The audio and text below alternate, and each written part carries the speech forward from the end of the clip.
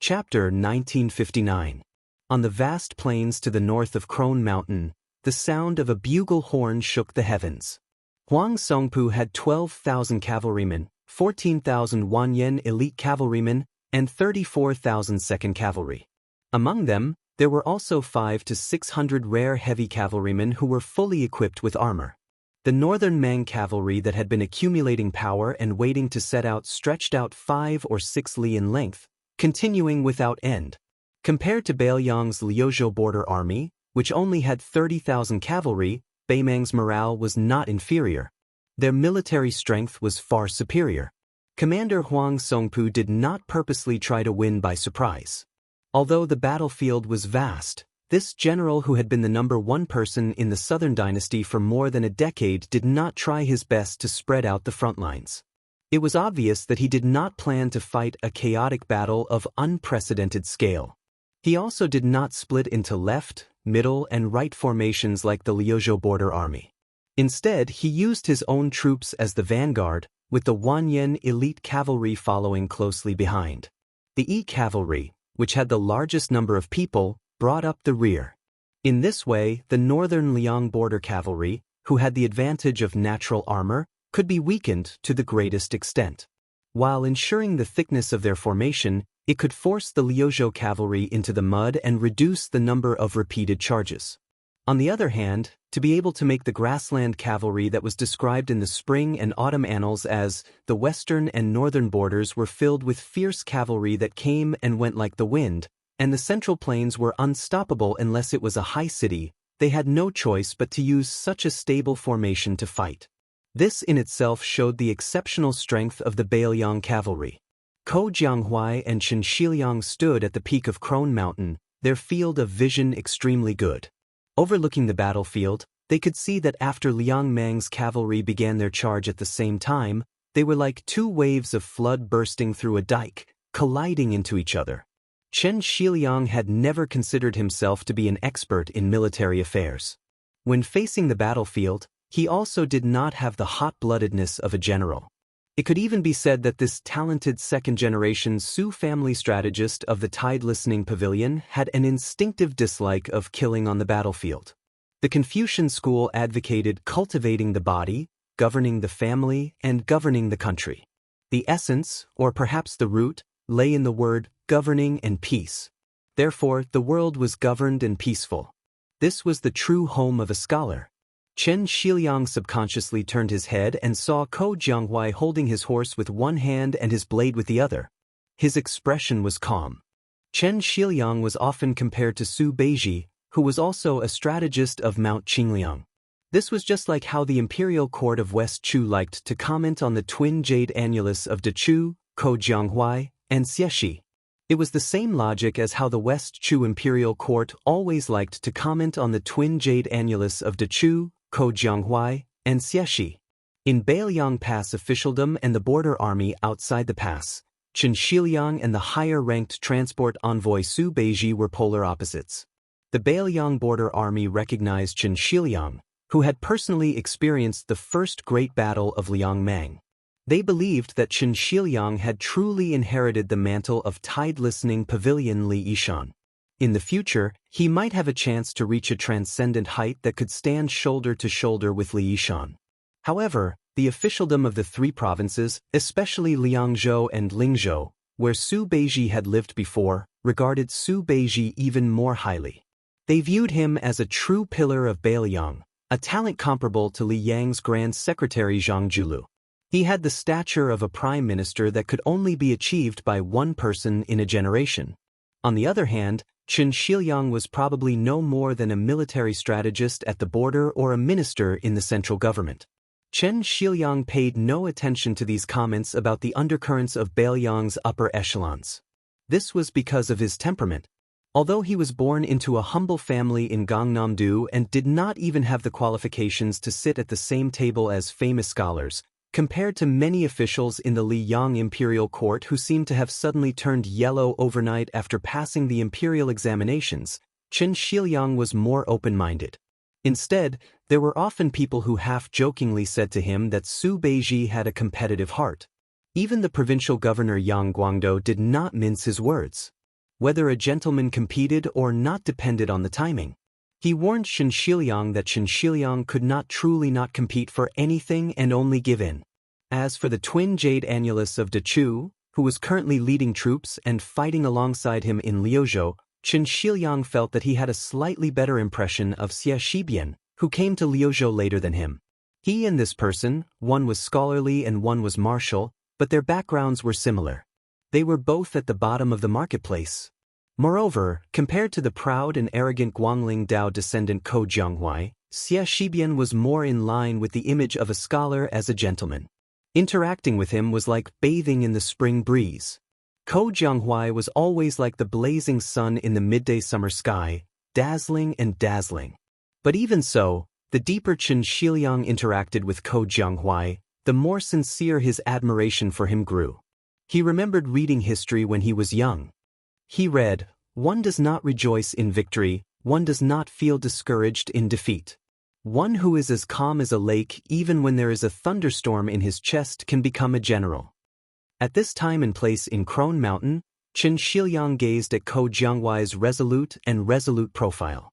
In his heart, he sighed, "A master of the art of war should be like this." Ko Jianghuai did not turn his head. He suddenly said, "If I win this war, but Xie Shibian dies in battle, then to me, Bailiang wins and I lose." Chen Shiliang, who had been immersed in officialdom for many years, naturally understood the mystery. He asked curiously, "Since this is the case, why did Ko Jiangjun agree to General Xie's generosity and go north?" Chapter 1960. Ko Jianghuai smiled and said slowly, "In the battle of spring and autumn at the West Wall, do you know how many cavalrymen were really involved in the battle? Actually, the total was less than 140,000, far less than the 40,000 to 50,000 infantrymen sent in at once in the middle and later stages of the battle. It was because both sides had used up a lot of military strength before the final battle, and the cavalry had suffered heavy casualties early on. It was also because the Guangling Road territory was not suitable for large-scale cavalry to fight together. So, not to mention me and Xie Shibian, even Chao Chongqing and all the people in the Central Plains who use troops will have a knot in their hearts, and that is to have a proper cavalry battle with the grassland cavalry that is said to be invincible after the Great Feng. There is no need to rely on the dangerous pass, no need to defend the city to the death, just on the flat terrain of the battlefield, warhorse against warhorse, warblade against warblade." At this point, Ko Jianghuai paused for a moment. His hands let go of the reins and the handle of the warblade, and he suddenly clenched his fists and smashed them together. "Meet force with force, let's have a proper battle." Ko Jianghuai's eyes were burning. "Victory! Our cavalry of the Central Plains will win." Even Chen Shiliang, a civil official who despised casualties on the battlefield, couldn't help but feel a surge of strong emotions when he heard these words. Ko Jianghuai reached out an arm and pointed at the battlefield at the foot of the mountain where the two armies were about to collide. "Coincidentally, a once-in-a-lifetime opportunity is in front of me and Xie Shibian. I want to win, he also wants to win, so no matter what, we can't lose. However, Xie Shibian is more ruthless. For this battle, he is willing to pay the price with his life. I'm not as good as him, and I'm only willing to bear the price of a dark future in Bailiang. An ambitious person values success or failure, and a hero doesn't care about death. Maybe in the history books, Xie Shibian will be praised more than me." Chen Shiliang had nothing to say. On the battlefield to the right of Crone Mountain, the battle between the two sides reached 100,000 cavalry. It was spectacular and tragic. To increase the strength of the formation, the refugee young cavalry in the middle of the three cavalry armies of Liuzhou led the charge with 6,000 men of the direct collision camp, jumping out of the original front line. In the first charge, Huang Songpu did not use the armored cavalry that was worthy of its name. Instead, he hid them outside the battlefield, and it was still the old commander himself who led the elite cavalry under his direct command. It was still this old general who had once been the king of the southern courtyard leading the charge. Abandoning the tactic of luring the enemy and wandering about, the cavalry clashing into the formation was exchanging lives. The 6,000 direct collision battalion acted as the tip of the cone formation. As they accelerated, They gradually reduced the width of their front line and collided with the 12,000 cavalry under Huang Songpu. The Chong of Liuzhou was like a giant drill to cut open a mountain. Including the collision camp, the direct, and the cavalry, and the Bian Bailiang and the cavalry.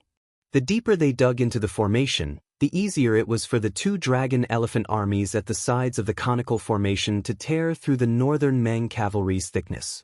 Huang Songpu's front, middle, and rear formations, in this kind of simple collision formation, displayed an astonishing effect. The 12,000 men led by the old commander were all top elites who had been through many battles. They were originally better than the Liuzhou border cavalry made up of refugees. Both sides separated from each other, advancing 500 steps forward. There were Flo province cavalry soldiers who were continuously knocked off their horses, directly smashing into the 2,000 cavalry at the very front of the camp. 5 or 6 out of 10 died on the spot. Under the continuous collision of this type of cavalry formation, it was often impossible for them to even slow down the northern Meng enemy cavalry. It was to the extent where the northern Meng cavalry didn't even need to deliberately remove their heads, their warhorses could just charge straight through. The 14,000 Wanyan elite cavalry did not follow closely behind Huang Songpu's cavalry. Instead, they opened up a 600 to 700 step gap between the two armies. With that, Wanyan Yinjiang's family private army was able to launch a second charge. When the remaining 7,000 Liuzhou cavalry broke out of the formation of Huang Songpu's cavalry, they faced the Wanyan elite cavalry who had raised their speed to the max. One side's speed and momentum were decreasing, while the other side's momentum was at its peak. The result of the collision was obvious. The 14,000 Wanyan elite cavalry held their spears and charged forward. Relying on the impact of the charge, they were extremely heavy. 500 Liuzhou border cavalry were actually brushed past and died on the backs of their horses. The perfect soldier cavalry at the back even had the time to grab the chance to stab those Liuzhou cavalry who had unfortunately fallen to the ground. When this Liuzhou cavalry that broke through the formation twice finally met the B cavalry with the largest number of people, they had already suffered heavy losses. Luckily, their sacrifice reduced the pressure on the two wings of the Long Xiang army. No matter if the wild goose flew north or south, it was always the leading goose that had the most difficulty. It was even more so when the formation on the battlefield was like flying geese. Although the cavalry gathered by the Yi High School had the thickest formation and the longest depth, they did not pose much of a threat to the Liuzhou cavalry. Facing the charge of the Long Xiang army, which did not suffer many losses, they were at a disadvantage. It was just a change of battlefield position. Both sides of Liangmang were covered in corpses. However, both sides still maintained a relatively stable formation. This meant that in the next charge, more people would die and it would be easier. Qin Shiliang stood on the mountain peak. After personally witnessing this intense clash, he kept silent. If one only judged from the Old Woman Mountain battlefield, based on the current situation, the final victor would be Beimeng. Ko Jianghuai was expressionless from start to finish. Not enough people had died here, and the northern Meng did not feel that the achievements were at their fingertips. Or, if Huang Songpu sensed that something was wrong, the final encirclement of the Crone Mountain would not be able to stop the main force of the northern Meng at all. After all, this was not the Calabash Pass of Yuzhou that was blessed by nature, and there were no terrifying troops like the Great Snow Dragon Cavalry and the two northern Liang heavy cavalry responsible for blocking the retreat. Ko Jianghuai turned his head and looked toward the southeast. Chapter 1961. Northern Liang Path's two new relay routes within Lu Province's territory were both horizontal, separately leading to Liang and Ling provinces, far less meticulous than the Pass Inner Province's 3 provinces. This was also a helpless move. The vast Lu province only had 3 military towns to rely on, yet it was bordered by northern Meng's powerful Gusai province. That was why building longitudinal relay routes within Lu province could only make it easier for the grassland cavalry to drive south. This was a move that destroyed one's own border. Taking 10,000 steps back, even if that young vassal king mysteriously lost his head, overestimating his own abilities and exhausting his military, building relay routes in Lu province, Green Azure City's Provincial Governor Manor, Huaiyang Pass Protectorate Manor and Clear Frost Mountain would all rebel at the same time. The plains on the right side of Crone Mountain was the most suitable terrain for cavalry outside of Qingcang City. The location chosen by Ko Jianghuai for the third intercepting battle after the two great victories was a yellow sand plain about 200 li north of Crone Mountain. Between that plain and Crone Mountain, there was a huge corridor running north and south. It was roughly shaped like a woman's waist. If the grassland cavalry were to advance from north to south, although this wasn't a path they had to pass through to reach the battlefield of Crone Mountain, compared to taking a detour, it could shorten the distance by 60 li. Furthermore, this corridor wasn't narrow or steep, definitely not a winding path.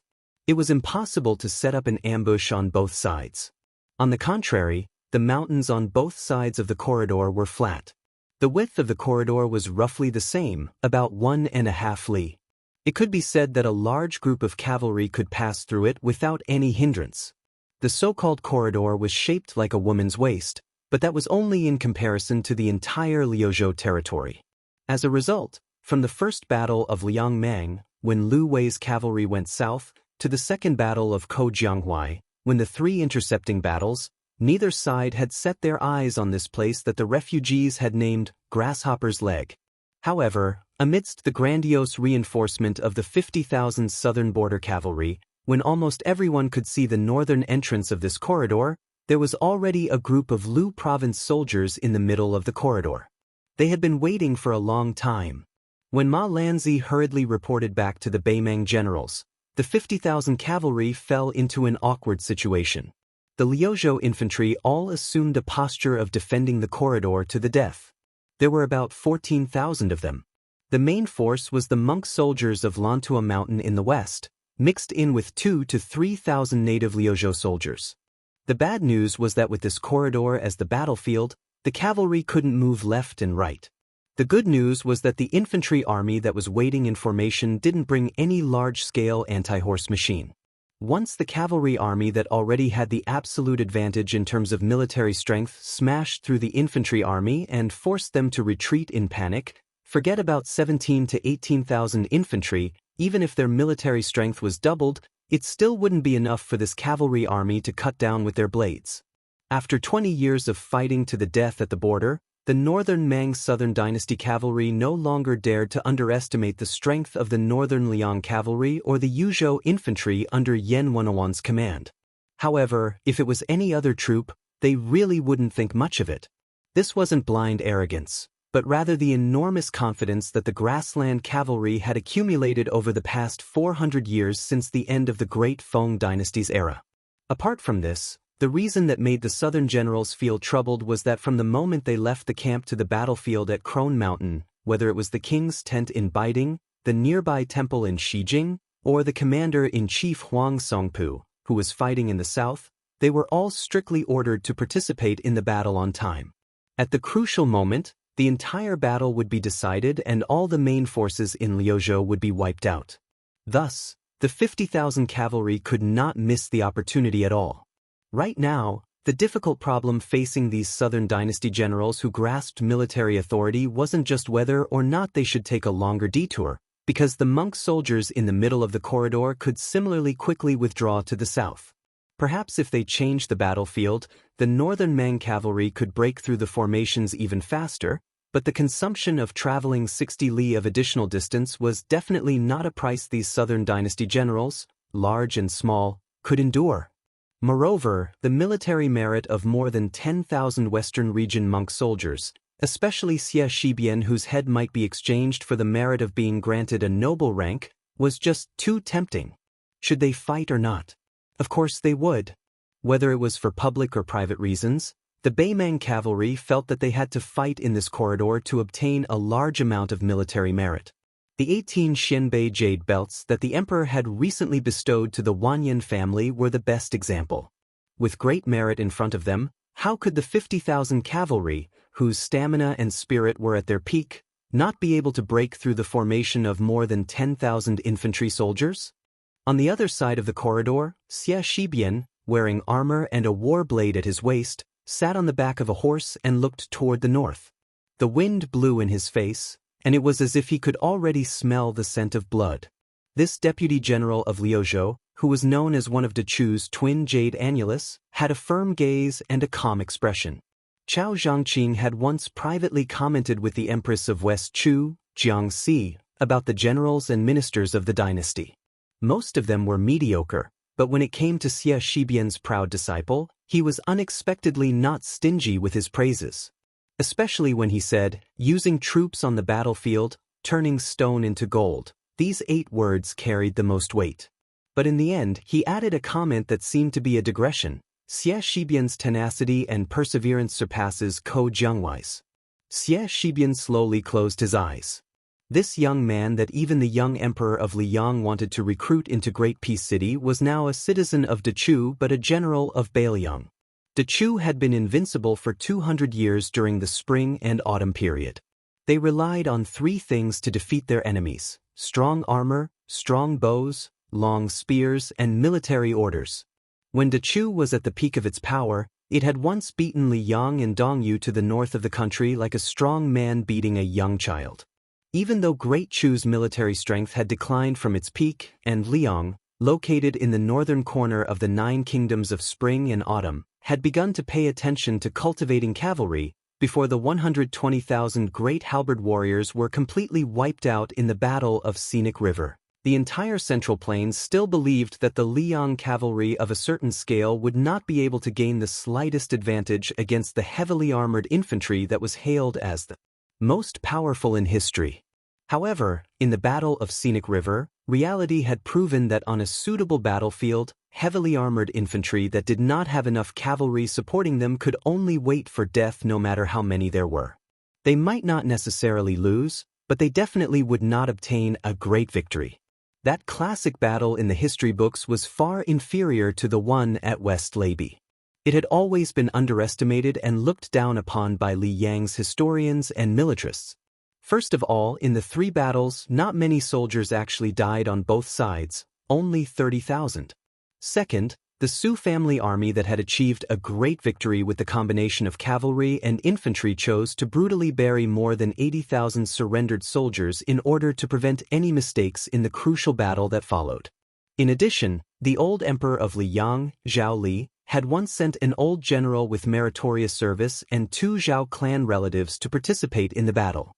Therefore, it was inconvenient for Zhao Dun to spread the taboo of ascending the throne and claiming the title of venerable. However, that battle of Jinghe had a great impact on the victorious Su family. When Su Shao and his subordinates were touring the battlefield, he squatted down and stared at the fine armor of a Dechu halberd soldier. Long sabers hacked and spears stabbed, but it was still mostly intact. He sighed. The person is already dead, but the armor is still intact. If I had armor like this, how many people would die? We can't continue to be so poor. Chapter 1962. From then on, the Su family, who only wanted military merit and not silver, every time they broke through a city or camp, they began to secretly seize the weapons and gold. Countless Liang officials criticized them for stuffing their own pockets. This was not an unjust accusation. Of course, Su Shao never denied this. Especially at the end of the Battle of the Western Wall, Su Shao made a rebellious move. It was precisely because of this that most of the incense between the Su and Zhao families died. Su Shao issued a secret order to his subordinate, Cavalry General Su Pu, and his 2 adopted sons, Chen Zhibao and Yuan Zuozong. The 3 of them worked together and successfully allowed the Su family to secretly gather 10,000 soldiers and horses. They took the lead in breaking through West Chu's capital before the Liang selected candidates. Afterwards, they wantonly searched for all the treasures and gold that could be carried away in chests. Su Zhao's famous sentence, "Shit tastes good, but it doesn't taste good," came from after the plundering. When the Liang military sent an envoy to denounce him, lame Su got straight to the point. "The things are already in my stomach. If you want them, I can only give you shit. Do you want to eat it?" It was said that when the old emperor, Zhao Li, heard this report, he was so angry that he didn't know whether to laugh or cry. In the end, Su Shao just symbolically spat out some spoils of war to the imperial army and left the matter unsettled. After being granted the title of king and vassal of the northwest border, Su Zhao's obsession with weapons and horses could be said to have become even more intense. Rather than saying that the Bailiang cavalry was the best in the world, it was better to say that the army and horses were the best in the world. In these 20 years, the smuggling of ironware to the Baimang grasslands and the endless border of Liang never stopped despite repeated prohibitions. The two Bailiang border armies, who enjoyed half of the country's taxes, constantly made small movements that were extremely difficult to stop. It wasn't until Chen Zhibao temporarily served as the former Minister of War and Gu Jiantang left the capital to personally oversee the north that the two most powerful generals in the military worked closely together on this matter that they succeeded. Even in the Bailiang Frontier Army, which had strict military law, there were still several captains with real power who were beheaded on the spot because of this. The implications were broad, from the generals inside the pass to the generals with real power outside the pass, to the captains of the pass, and finally to the big and small beacons. Often, close to 100 heads would fall in one incident. The grassland cavalry had never lacked horses, but they lacked armor. After the old lady ascended the throne, Baimang's outlook had changed greatly. Borrowing the momentum of Hongjia's rush to the north, the entire country, from top to bottom, from the iron smelting technique to the military equipment, was the same. However, there were some things that were deeply ingrained in the nomads. Even after 20 years of influence, it was still difficult to change. For example, the Chang cavalry that was destroyed in the northwest of Liuzhou, the famous Baimang Southern Dynasty's Chang cavalry, and the Ruan cavalry that Hong Jingyan led, were known as the most important border cavalry. With the old lady's foresight and the importance of the Southern Dynasty's Xijing imperial court, how could she not have the foundation and courage to equip 10,000 Chang cavalry with good equipment? However, the Chang cavalry maintained the light cavalry path of leather armor, fast horses, short knives, and short spears. This couldn't be simply seen as a sectarian bias of the Baimang cavalry. It was more of the times that made heroes. The sound of the hooves of the Baimang cavalry became louder and louder. Added to the natural echo of the corridor, and the roar of the Baimang after they thought that victory was in their grasp, it was like a thunderclap on the ground. The momentum was extremely majestic. Xie Shibian suddenly opened his eyes and pulled out the cold knife at his waist. He shouted angrily, "Formation! Barricade the horse!" This time, using the infantry formation to stop the 50,000 Baimang cavalry, Xie Shibian had the right to distribute 5,000 bows and crossbows from the Liuzhou provincial governor's mansion. He also asked for 800 horse lances and 1,000 mo knives from the Liangzhou border army. The mo knife was popular in the southern Tang during the spring and autumn period. It weighed more than 50 caddies and was made of fine iron. Only the best soldiers in the army could wield it. In the past, the southern Tang border had 16 towns and more than 70,000 soldiers and horses. There were only about 2,000 mo knife soldiers. They were so strong that they were once hailed as the king of white blades. It was believed that if they could gather 10,000 mo knives to guard the country's gate, they could stop 100,000 invading cavalry. After the first famous general in the old southern Tang, Gu Dezhu, followed the then heir of Bailiang, Su Fengnian, into Bailiang, in addition to being the deputy commander of the infantry, with the full support of the young feudal lord, he earnestly asked Gu Dezhu to help the Mahist Jizi create a new type of mo knife so that it could be given to the Bailiang border army in the future. Compared to the 50 caddies mo knife of the southern Tang soldiers in history, because the men of Bailiang were more robust and had greater strength, the well-deserved Zamadeo of Bailiang was heavier. The Mahist Jizi, Song Changsui, jokingly named it Knife 60. It was a pity that they started to make it before the First Liang-Mang War. Until now, they had only tried their best to make 1,000 of them. Moreover, it was difficult to use them on the battlefield outside Liangzhou Pass. Then, Xie Shibian asked for all of them. Other than that, there were also the 1,000 long lances. These lances were more expensive to make than the mo knife. The degree of rarity was enough to make people speechless. Only the son of a military family could use a horse lance. This was an iron law since the birth of the horse lance. First, no matter if it was a horse lance or a horse lance, it was extremely long and difficult to use. Ordinary cavalry using it would be like drawing legs on a snake. Second, it took a long time to make. It was said that it took at least 3 years to make a lance. It had always been the #1 hobby of the cavalry of the Central Plains. It was even harder to find than a good horse that was worth thousands of gold. The young feudal lord personally ordered the 800 lances. It was a number that almost took all of the Su family's wealth to gather. If it were not for the fact that the Bailiang military law did not allow cavalry to use lances because of their status, and that Su Shao, who was used to living a hard life and was afraid of being poor, had the intention to wantonly collect lances from the military depot during the later stages of the Spring and Autumn War, it would be wishful thinking. In the corridor, the Liuzhou infantry formed by the monk soldiers of Mount Lantua blocked the horse. At the very front were the lances pointing outwards. The cold light was like snow.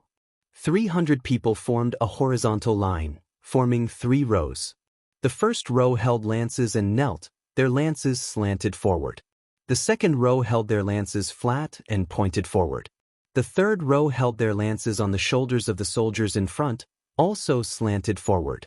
In front of the 3 rows of lances, there were actually 2 rows of sturdy monk soldiers holding their huge shields with their hands and shoulders. After the lances, there were 4 rows of tall monk soldiers with 200 people in each row, holding mo swords that could kill 800 horses. The battle was imminent. The 800 people sat on the ground to rest. Even when the Baimang cavalry blew the horn to charge, without the order of the general, the 800 mo swordsmen still could not get up. They had to save as much strength as possible. Once the lances and horses were all killed, the 800 mo swordsmen would charge forward like a wall. Great ancestor Gu once said that in front of the mo sword of southern Tang, men and horses would be crushed. After this, there were 2,000 Liuzhou border soldiers and 3,000 monks from Mount Lantua, equipped with 5,000 bows and crossbows. When the infantry formation faced the enemy cavalry, the first to stop the cavalry charge was actually the 5,000 archers at the back of the formation.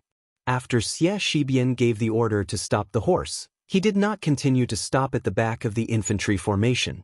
Instead, he walked behind the archers and took down the shield hanging from the saddle. Then, he held a blade in one hand and a shield in the other, standing at the front of the infantry formation formed by the remaining monk soldiers. The Baimang cavalry roared like thunder, and the Liuzhou infantry formation was as silent as a mountain. Life and death were decided in this unknown corridor. In the history books of the future, whether it was heavily exaggerated or lightly described, without exception, they would conclude this battle with 6 battles and 6 defeats. The fierceness of the battle could not be described in more words. Chapter 1963. After Northern Mang became the imperial preceptor of this dynasty under the decree of peace, they were no longer the same as they were in the past when it came to attacking huge cities and towns that were difficult for warhorses to leap over. In the first great battle of Liang Mang, Dong Zhuo broke through the #1 town at the border of Liang, Hutu City. Zhong Tan Lian broke through Yozhou's Huluku City, Krugong City, and Wanhe City. Not only that, the grassland cavalry who aspired to annex the Central Plains had also studied deeply on how to break through the dense infantry formation. Chuanji Bo Tuoba Chi Yun was even more knowledgeable in this field. Before he officially joined the army, during the meeting between the monarch and the minister, he specialized in discussing the battle of cavalry and infantry. He spoke eloquently and in detail, making the Northern Mang Empress, who was familiar with military affairs, exclaim in admiration. Under the promotion of the Taiping commandery, almost every generals of the Southern Dynasty would have 1 or 2 military advisors from the pivotal hall of Shijing. Most of these people were young, who were brought to the Southern Dynasty by Hongjia. They could be considered as the 3rd generation of scholars after their families took root in the grassland. There were also young and strong Shuiwei who came from the Norland of the grassland, but there were not many of them. Most of the generals of the Southern Dynasty sneered at them and regarded them as the military supervisors. In fact, there were some top nobles in the Southern Dynasty who were willing to pay attention to this group of young people. General Yang Yuanzun, who had died in the battle at Hoku City in Yuzhou. At that time, Yang Yuanzan brought a large number of young talents from the pivotal hall of Shijing. There were as many as 100 of them, but they were all turned into piles of bones. Although the old lady finally exchanged Lu Jinu's body in Huda City for several heads, including Yang Yuanzhan's, she showed a rare stingy and mean attitude about Yang Yuanzhan's posthumous title after he died on the battlefield. She did not even give a token order to appease the Yangs. It was said that the emperor even pointed at the head of the old general in the lime box and said to the Taiping commandery standing beside her that Yang Yuanzhan deserved to die for destroying her 10 years of foundation. When the 5 generals of the Southern Dynasty met to discuss whether to fight this battle or not, a pivotal hall of Shijing with a low rank suggested to divide the army into 2 groups based on Ma Lang's description. 30,000 cavalrymen would attack the corridor and 20,000 cavalrymen would go south to help the Crone Mountain. Only one of the 5 Beimang generals from different military towns agreed. The other 4 rejected this overly conservative proposal. The middle-aged general from Maolong military town was known for his violent character in the Southern Dynasty. He directly bent over and pointed his whip at the young man's nose, scolded him for being a kid who didn't even know how to speed was the most important thing in war. How could he know the importance of war? Be quick. He also asked the young man in a strange tone, "Are you a spy planted in the Southern Dynasty by the Bailiang Frontier Army?" The only old general who agreed with the young man's cautious proposal couldn't bear it. Just as he was about to say something to smooth things over, he heard the other 3 generals, who had similar positions and more power, laugh out loud. The men of the grassland, especially the strong in the army, always believed that they could be killed but not humiliated. The young man whose father had died in battle outside Bailiang was so angry that his eyes turned red. He almost ground his teeth to pieces. In the end, he took the initiative to ask to be the vanguard of the cavalry. Before he left, he sneered and said, "After I die, I'll see how you die in the underworld." The 4 ambitious generals didn't care at all. The young man who had read a few tattered books and didn't know the immensity of heaven and earth wanted to die. They, who had no relationship with him, couldn't be bothered to stop him. However, after the 2,000 vanguard cavalry ran into a wall, all of the generals began to realize that the situation wasn't good. It wasn't that they didn't understand the natural mobility brought by abandoning the warhorses. It wasn't easy to use cavalry to break through the infantry formation head-on. The cavalry who opened the way would inevitably die when they ran into the formation. However, even the oldest generals didn't expect the infantry formation's defense to be so shocking. If it was said that the 5,000 infantrymen hiding behind the horse barricade formation shot out arrows like a torrential downpour, it was still within reason. However, there were still more than 1,000 of the 2,000 cavalrymen who charged behind the wall. The bloody scene of both men and horses dying in an instant was still extremely shocking to the captains, who had seen many bloody battlefields. These 2,000 elite cavalrymen were undoubtedly 2,000 men of sacrifice.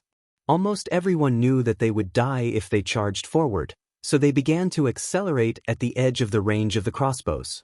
When the 1,000 or so cavalrymen crashed into the horse barricade formation, their momentum was actually the strongest and their speed was the fastest.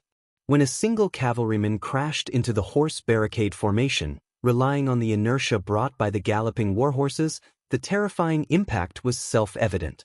In the end, more than 1,000 men of sacrifice, men and horses, all died under the long spears.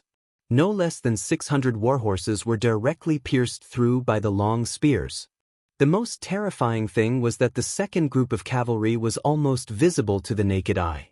Those strangely long spears displayed incredible toughness. After piercing through the warhorse corpses, most of the spears only bent and didn't break before they were pulled out of the corpses. For example, the normal cavalry of the Southern Dynasty's border army was usually given a cavalry spear. Often, it would break after 1 or 2 charges. Only the elite soldiers under the direct command of great generals like Dong Zhuo, Liu Ge, and Yang Yuanzhan were able to repeatedly ram into the formation without breaking. However, as the grassland cavalry who were familiar with archery and horses, they all knew that even the Winter Thunder elite cavalry under the command of Orange Province's sectional magistrate Murong Baoding's spears were not as unreasonable as the spears in the hands of the Liuzhou monk infantry army. Although these 2,000 cavalrymen were a little timid, before the horn of retreat sounded behind them, no one dared to turn around and retreat. It wasn't that these cavalrymen didn't care about their lives, nor were they completely unafraid of death. Although the border army of the Southern Dynasty was not as strict as the Baoyang Su family, if they retreated at the last minute, not only would they implicate their superiors, but also their whole family. They really couldn't be timid. As the 2,000 cavalrymen were charging, the Liuzhou infantry army in their sight slowly moved back more than 10 steps. The shield formation was still like a wall, the infantry spears were still like a forest, and the arrows were still like rain. The young Shijing advisor who died on the battlefield when he was 20 years old happened to be hanging on a slanted infantry spear before the infantry army retreated. It was like a scarlet sugar-coated haw, both funny and tragic. Before he died, his chest and the head of his mount were pierced through by the infantry spear. The young man used all his strength to reach out and hold onto the infantry spear. The corner of his mouth twitched as if he wanted to say something, but he couldn't open his mouth. If he could return alive, he would definitely insist on taking a detour to the south. He would tell the 5 generals of the border army who mistakenly thought that a great achievement was at their fingertips that this thing was called a long spear. The shaft was extremely tough, the grip was extremely strong, and the tip was extremely sharp. When the sharp knife and heavy axe struck, there would be the sound of metal and stone. It would never crack or break. It had always been the white blade and the sharpest weapon that countless cavalry generals in the Central Plains dreamed of. The Han family of Jizhou, who had been competing with the grassland cavalry army for nearly 400 years, always had the tradition of taking the spear after the death of the father. This meant that a good spear that was hard to break was far more suitable to be a family heirloom than a good knife that could cut through iron like mud. Killing the enemy on horseback with a long spear in hand was always successful. The cavalry general who held the spear almost didn't have to worry about the force of the spear hurting his arm. How bad could it be to use the infantry formation to stop the horses? The second wave of 2,000 cavalry still didn't survive, but in the end, the infantry formation was loosened. Hundreds of cavalry crashed into the first row of Liuzhou monk soldiers with shields and died with blood splattering everywhere. In total, more than 300 lances of the 1,000 paces had been broken. The poet of the Great Feng dynasty once wrote a border fortress poem that had been passed down to this day. It described the outstanding military exploits of a famous general at the border, but in front of the battle, he was defeated by the enemy. This sentence was simple and straightforward, but it was also very vivid. The word, defeated, was the finishing touch. One of the generals sitting on horseback couldn't help but raise his butt and look at the battlefield in the distance.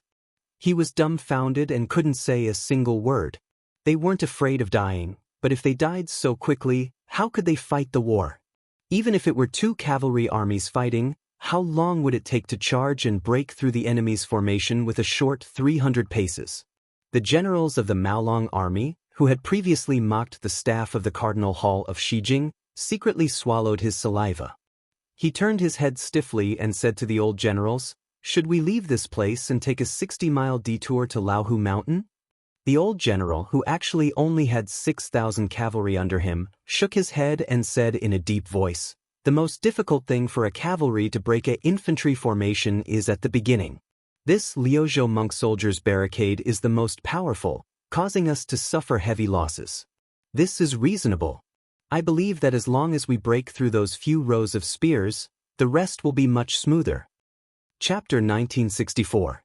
The faces of the other captains were uncertain. The old general calmly said, "Although it's not that we can't split up the troops to go to the Crone Mountain battlefield, or even withdraw the entire army from this place and take a detour to the south, I feel that the northern Liang border army must be plotting something on the Crone Mountain battlefield, or they are afraid that we will encircle them. In any case, the fastest way for us to pass through this corridor is the best choice. How can there be no deaths in a war? Let me be the one leading the charge next." This old general used to be a centurion under Huang Songpu with mediocre intelligence. After Huang Songpu left the army and entered the imperial court in the western capital, he was promoted step by step until he became the king of the southern courtyard. Only then did the old general rise in status and become the head of a medium-sized military town in the hinterland of Gusai state. Unlike the other 4 captains who secretly received boxes of gold and silver before they went to war, the old general rejected the invitation of the 3 second-class noble sects. However, he volunteered to go to the Crone Mountain. Since he was not here for money in the eyes of outsiders, it was probably because he was old but not old at heart. When the 4 generals saw the old general urging his horse forward, the Maolong army cavalry was stunned. "Old general, are you going to break the formation yourself?" The white-haired old general turned around and smiled faintly. "Many of my men are about the same age as my grandson. As the main general of a town, of course I have to." One of the young generals frowned and interrupted the old man's words. "Old general, according to the military law of the border, the main general must die in battle. Once he is defeated, all the Kiliarchs and centurions will be executed." The old general dismissed it with a smile and glanced at the infantry formation in the south corridor. "To open this formation, 6,000 cavalry is definitely not enough. The 8,000 men in my town who are not afraid of death have already followed me here." Perhaps these were the old man's last words. The 6,000 cavalry split into 3 groups and began to charge one after another. After 2 heroic charges, they finally broke through Liuzhou's shield and lance formations. The old general took the lead, his entire body bathed in blood. He crashed into the 800 mo sabers. The monk soldiers wielding Bailiang's special Modeo were the strongest among the monk soldiers of Mount Landoa. Furthermore, they were clad in iron armor over their kasayas. They moved forward in formation and brandished their sabers to chop down the horses. Their speed was unparalleled. Including the old general, 1,200 cavalry died under the Mo saber, which appeared for the first time on the battlefield of Liangmang. The Baimang cavalry was defeated in one battle, and defeated again in another battle. The Old Woman Mountain battlefield had already experienced 2 mutual chiseling formations. Out of the 10,000 cavalry in Lu province, only 4,000 remained. Of the 6,000 cavalry in the newly built direct crash battalion, there were less than 1,500. In terms of casualties, the 2 wings of the Long Xiang army suffered fewer casualties, with 13,000 of them still able to fight. The Baimang South conquering army led by Huang Songpu had 60,000 cavalry at the start. At this moment, there were still 48,000 cavalry on horseback. This seemingly superior exchange of cavalry was what the Baimang teacher looked forward to the most. Liuzhou battlefield, a small loss for the main force of the South conquering army, is a great victory. If there were no accidents, after 2 more such exchanges, the Long Xiang army that had reached 30,000 men at its peak and the direct crash battalion that had just raised their camp flag would become a thing of the past. Lu province's main general Ko Jianghuai, who stood at the peak of Old Woman Mountain from beginning to end, in this type of extremely grim situation, didn't change the formation at all. He only sent someone to pass down the order for the 3,000 cavalry under the command of the provincial governor's manor that was originally outside the battlefield to follow the main force that returned to their original positions after the 2 chiseling attacks, to enter the formation behind Chi Fulong Pass and participate in the 3rd round of attacks. Huang Songpu also ordered the 500 to 600 heavy cavalry to prepare to enter the battlefield. The old commander's only worry was that the battle had reached such a stage. On the Baimang side, the Liuzhou cavalry had suffered heavy casualties, while on his side, the Wanyan elite cavalry under his command had suffered even more casualties than the B cavalry.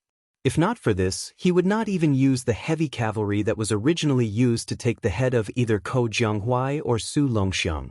Chen Shiliang could not help but ask, "If we charge again, the Liuzhou cavalry will only exist in name. Ko Jiangjun, shouldn't we slow down?" Ko Jianghuai shook his head and said, "We cannot slow down. At this stage, it is a matter of one breath. Let alone the fact that Yuan Nanting's white feather-light cavalry and Ning Amei's iron stupa cannot hurry to Old Woman Mountain for now. Even if they can immediately enter the battlefield, I will have the Liuzhou cavalry and Long Xiang army charge 2 more times. Otherwise, even if the monk soldiers on the western border can stop the 50,000 southern reinforcements, with Huang Songpu's ability, at least 20,000 cavalry will be able to escape. Once they meet up with the remaining cavalry on the northern corridor, our previous 3 battles, including this one, will have been for nothing." It is even equivalent to me, Ko Jianghuai, dragging the 3 armies of Qingyuan army town into the quagmire that is Liuzhou. Chen Shiliang sighed and did not continue to speak. Ko Jianghuai suddenly turned his head and said softly, "During the Battle of Phoenix Army Town, the defending general used the Liuzhou provincial governor's office to publicly impeach Xie Shibian. You wrote, not against military law, but against reason. I want to thank you." Ko Jianghuai's words were very direct and clear. He wanted to say goodbye to Liuzhou and thank him, not to thank the western frontier. In reality, although Xie Shibian's neutral and peaceful comments were not as harsh as provincial governor Yang Guangdou's, it was still not beneficial to Xie Shibian, who was at the heart of the storm at the time. However, the truth was the opposite. Chen Shiliang, who already had a certain amount of weight in the Beiliang frontier army, was intentionally protecting the Liuzhou deputy general who had angered the public. Once his words sided with Xie Shibian, it would only provoke a fierce backlash from the Liangzhou cavalry and the entire Yuzhou infantry. At that time, it would be extremely difficult for the young feudal lord to personally protect Xie Shibian. In the end, once Xie Shibian became a rat crossing the street in the eyes of the Beiliang frontier army, then not only Ko Jianghuai, who was also a young man and a foreigner, but even Yu Luandao, who had won the approval of the Beiliang frontier army, would be implicated. Chen Shiliang smiled bitterly and shook his head. He said emotionally, "This situation was created by the efforts of the prince. No need to thank me. If you really want to thank me, next time go to Beijing to thank the prince." Ko Jianghuai curled his lips. "Why should I thank him? Since he is the king of Beiliang, these are the things he should do. The next time I go to Beijing, I will be kind if I don't ask him to be the commander-in-chief of the Beiliang cavalry." Ko Jianghuai suddenly said self-deprecatingly, "But I don't think I can beat Yuan Baixiong. This is the bad thing about being in Beiliang. The people who lead the army to war are fiercer than the other. There are so many martial arts grandmasters. Before, when I was in Guangling, my swordsmanship was passable. I was confident in fighting in the court. Now I can't." With a heavy heart, Chen Shiliang finally smiled a little. The two looked around. On the battlefield of Crone Mountain, the commander-in-chief of the Longxiang army, Su Longxiang, had killed 300 enemies. This was under the premise that he ensured the charging formation of the cavalry. If he did not care about anything else and went all out to kill, the commander-in-chief of the Beimeng cavalry would probably collapse. Ko Jianghuai's gaze shifted to the B cavalry formation, which had the largest number of enemies. He smiled coldly and muttered to himself, "I will kill them after I fatten them up." 3 cavalry armies entered the battlefield of Liuzhou. Among them, the general of Liangzhou, Shi Fu, led the 8,000 cavalry of the Qingyuan army. They did not go to Crone Mountain. Instead, they went straight to the corridor. They were not there to save people, but to stop the southern Beimeng cavalry that continued south through the corridor. There might be 30,000 or 20,000. From Shi Fu's point of view, Xie Shibian and the monk soldiers of Lantua Mountain would definitely die. Ningamei's iron stupa had suffered heavy losses in the Dragon Eye Plain. However, the young lord had allocated all 800 white horses to the iron stupa. He even ordered all the generals of the 4th rank and above outside the Liangzhou Pass to transfer their personal guards. That was how the iron stupa recovered to 4,000 riders in just 1 month. With a big halberd in his hand, Ningamei led the 4,000 iron cavalry to gallop wildly. He wanted to take a shortcut from the rear, straight to the area between the Old Woman Mountain and the corridor in the north. If the stone talisman was to block the Southern Dynasty's side cavalry's route to the south, then he needed to cut off the Huang Songpu's main forces' route of retreat to the north. The last cavalry was a light cavalry in the absolute sense, full of elegance. Every one of them carried bows and light crossbows, with quivers of arrows hanging on both sides of the saddle, and only a northern cold saber hanging from their waists. The arrows that peeked out of the quivers were white like 2 balls of snow. When the horses galloped, it was very beautiful. The main general, Yuan Nanting, led 20,000 white feather light cavalry straight to Crone Mountain. Think about it, when the wind rises, a round of concentrated fire from 20,000 cavalry would be like a majestic downpour, 20,000 raindrops falling on the enemy's head. The 8,000 elite cavalry that had already entered Gusai Prefecture suddenly turned around and went south. They passed through the border, drawing a diagonal arc as they galloped towards the corridor battlefield. A short and tired young general kept praying in his heart, "Don't die, don't die." They all say that you can't do anything more than 3 times. Even if you count the Battle of Miyun Pass, you have only done it twice. King Yama will definitely not be willing to accept you. If others want to die, I don't care. But you, Xia Shibian, are the only one who wants to die. I have to beat you up. This person was Chao Wei. His nickname was Chao Benlei. Chapter 1965. The manor of Beifang was shrouded in a heavy atmosphere.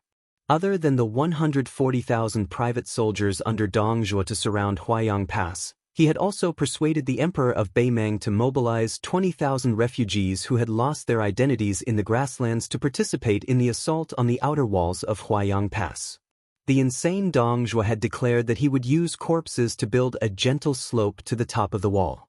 The left and right cavalry led by Lu Dian and Li Yanchao had engaged in a series of small skirmishes with the vanguard of the Winter Thunder elite cavalry and the Ruren cavalry.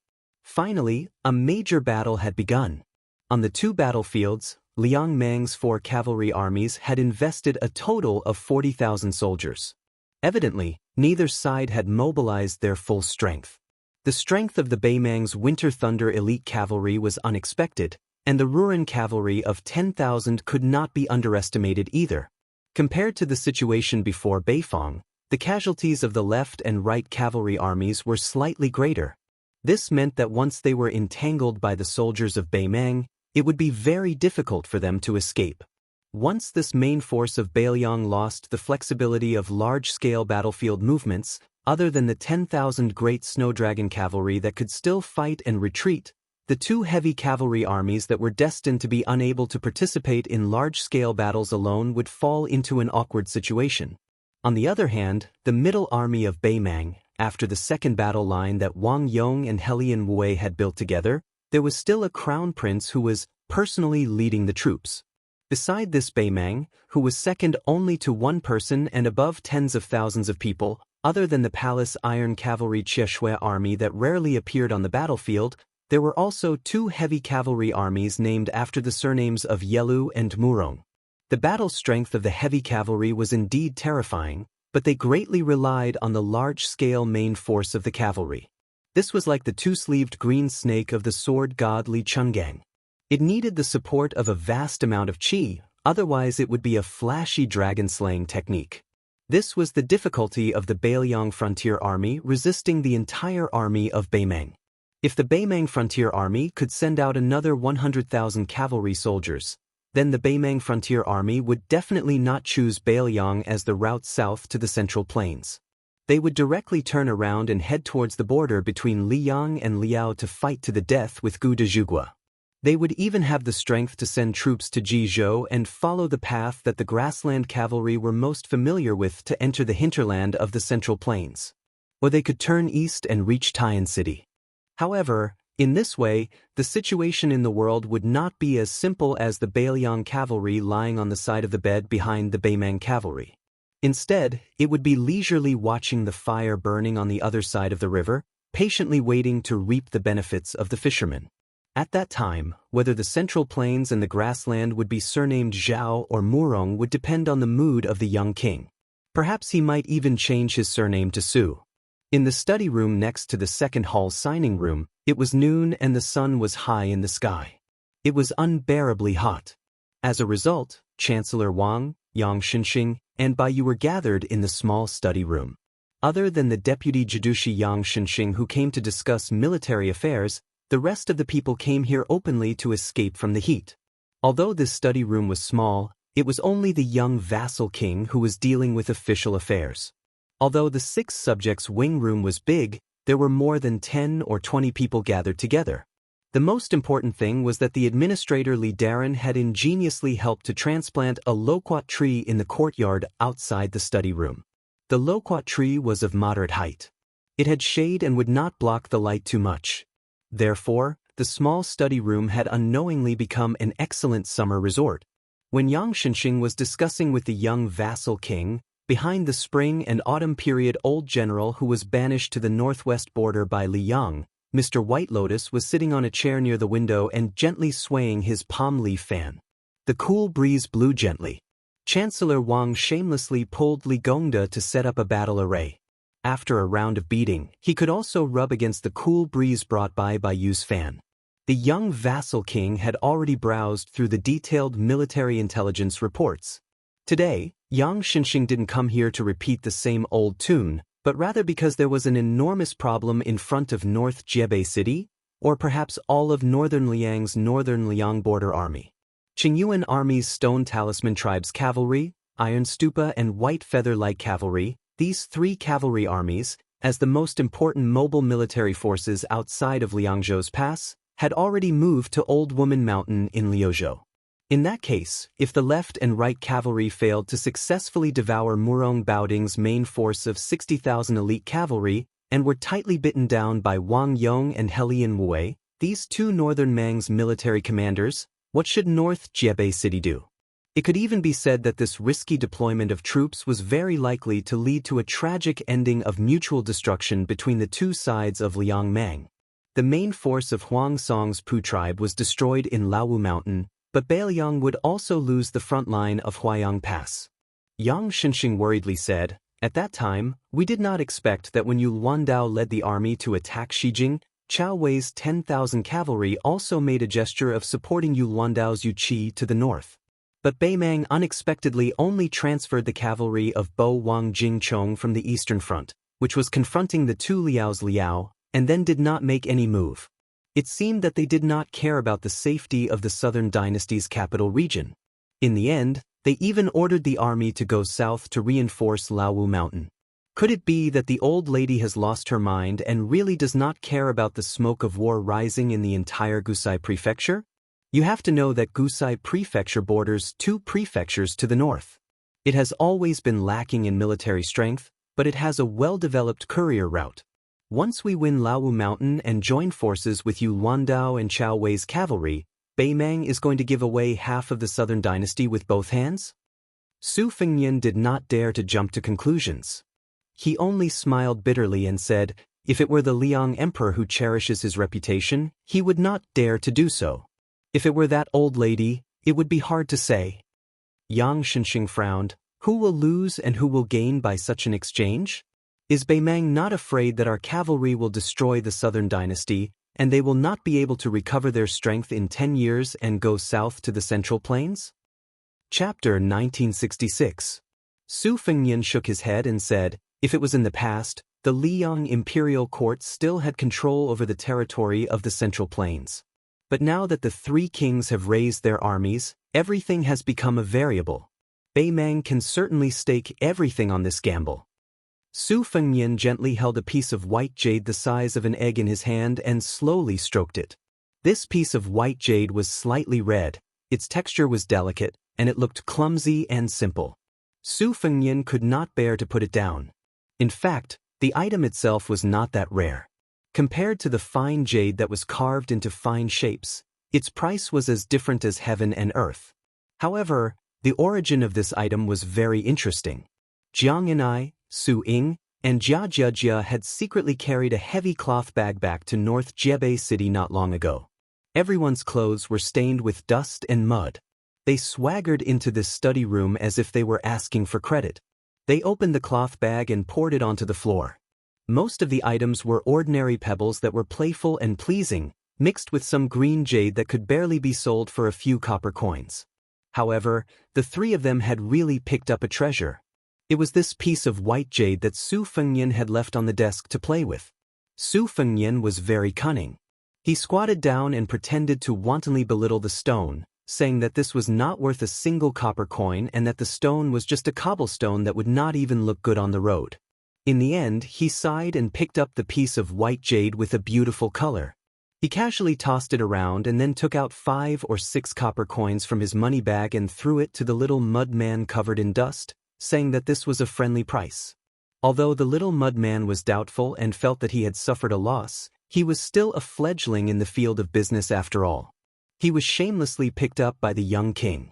Logically speaking, Such a fine piece of white jade should be worth at least 20 taels of silver if it was passed to a scholarly family in Gangnam-do. If it was carved by a famous jade craftsman, it would be even more difficult to say how much it would be worth. When the three girls finally left the study room, the new money pouch on Jiang Ni's waist, which had been shriveled since they arrived at North Rejecting City, finally had some vitality. Jia Jiajia carried the heavy cloth pouch that had been filled with stones again and planned to make a small nest in the courtyard to play. Su Ying, on the other hand, was holding the copper coin that Jiang and I gave her. Everyone was happy. Yang Xianxia hesitated for a moment before finally lowering her voice to ask, "Dare I ask why Wang Yi is so determined to win the Battle of Luzhou? So much so that he didn't hesitate to mobilize the troops of the Qingyuan army to leave Liangzhou?" Su Fengnian suddenly tightened his grip on the piece of seed material in the palm of his hand, which was gradually heating up. He stared at this deputy Jidushi of Bailiang Road, who had a new lease of life after withered wood. Suddenly he joked, "Why don't you take a guess?" Yang Xianxia was caught off guard and did not know how to answer. After truly assimilating into Bailiang's officialdom, this veteran general also knew some interesting news about Bailiang that had not spread to the Central Plains and the capital. For example, the old prince of Liang, Su Xiao, liked to say, "Why don't you take a guess?" It was one of his catchphrases. Seeing the old man unable to hide his restraint and helplessness, Su Fengnian smiled and went straight to the point. There are many inside stories involved. For example, the crown prince of Beimeng once sent a message to me. Before Yelu Dongchuang left the Central Plains for the grasslands, he had a private meeting with me. There is also a long-term plan related to Hong Jia's escape to the north. It even involves the commander-in-chief of Beimeng's Western Front, Wang Sui, and that Gu Deziguo who is in charge of the two Liao provinces. If I really want to go into detail, I'm afraid I'll have to talk all night. I believe that General Yang is certain of one thing. On the battlefield outside Liangzhou Pass to the north of North Rejecting City, with the military strength of Liang Mang and the Bailiang cavalry, it is impossible for our Bailiang cavalry to obtain a complete victory in a frontal battle. At most, it will be a Pyrrhic victory. Yang Xianxia nodded without hesitation. Su Fengnian gently placed the white jade document on the desk like a chess piece on a chessboard.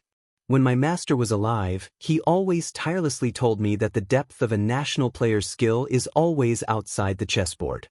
When I was young, I thought that my master always lost to my second sister in chess because he was looking for an excuse for his lack of strength. But as time passed, I realized that everything in the world is like chess, where victory and defeat must be determined. This is the truth. Su Fengnian slowly stood up and stretched out his finger to press on the seed material. When Su Xiao was in the most difficult situation in Liang in his early years, because he fought many tough battles that others were unwilling to fight, he didn't have many soldiers and horses under his command. Why were the big shots in Liang still willing to bet on Su Xiao? It's very simple. Su Xiao was always able to win a battle when almost everyone was not optimistic about him. This attracted the attention of the imperial court and made the old foxes who held the military seal in their hands feel that it was worth a bet. The inside stories I mentioned earlier, those national players hiding behind layers of curtains, were actually very fake. Both Bailiang and Bailiang are well aware that they won't act until they see the rabbit. There's no other way. Bailiang can only take an unconventional approach and make those people standing in front of the gambling table feel that it's time to sit down and gamble big. Otherwise, if they're too slow, they'll only be able to get some leftovers to fill the gaps between their teeth. Su Fengnian smiled. None of these guys have small appetites, so I have to let them see my sincerity. For example, Yang Xianxia subconsciously asked, "For example?" Su Fengnian said softly, "For example, when the Iron Cavalry outside Liangzhou Pass defended Beiqing without losing it, the Liuzhou Cavalry won a great victory at Old Woman Mountain. Then they went all the way north and took Beimeng's southern capital, Xijing." Yang Xianxia was a grandmaster in both the imperial court and the battlefield, so he understood it immediately. However, this veteran who had experienced the War of Spring and Autumn did not feel relaxed at all. Instead, his heart became heavier. The young lord only said that he was going to defend Beiqing. Then what about the north of Beiqing? Huayang Pass, Liuya, Fuling and Grave, three major military towns: Chu Lushan, Zhou Kang, Li Yanchao, and Ludian, for generals. No one knew when, except for the two people who were standing at the table next to each other, the rest of the people had left the study room. After Yang Xianxia also walked out of the study room, the young lord held the seed material and walked to the window. He looked up at the loquat tree. Although it was mid-autumn, the green was still lush. Spring, summer, autumn, and winter, leaves can grow green. Birth, old age, illness, and death, people can't live forever. Chapter 1967. As soon as the autumn equinox passed, the battle situation outside Liangzhou Pass suddenly became tense. Previously, the scouts from both sides of Liangmang were roaming about outside the pass. Their forces were more or less equal. Although Beimang's Ma Lanzi had the advantage in numbers, due to the battle on the Longyan Plains, the two elite scouts who were most familiar with the border army's terrain and had the most outstanding fighting power, Dongzhu's Crow Lanzi and Great General Lu Gui's Black Fox Lanzi, were almost completely wiped out. The Ma Lanzi who followed the army to the south of Huda City could not be said to be a headless fly, but compared to Liangzhou's second-class scouts, who were incomparably familiar with the terrain, they still did not have an advantage.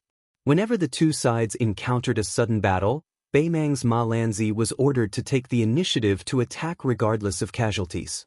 Many times they met on narrow roads. Even though Beimang's Ma Lanzi was at a disadvantage in terms of military strength in some parts of the battlefield, they still charged bravely without fear of death, even if they had to sacrifice 3 for 1.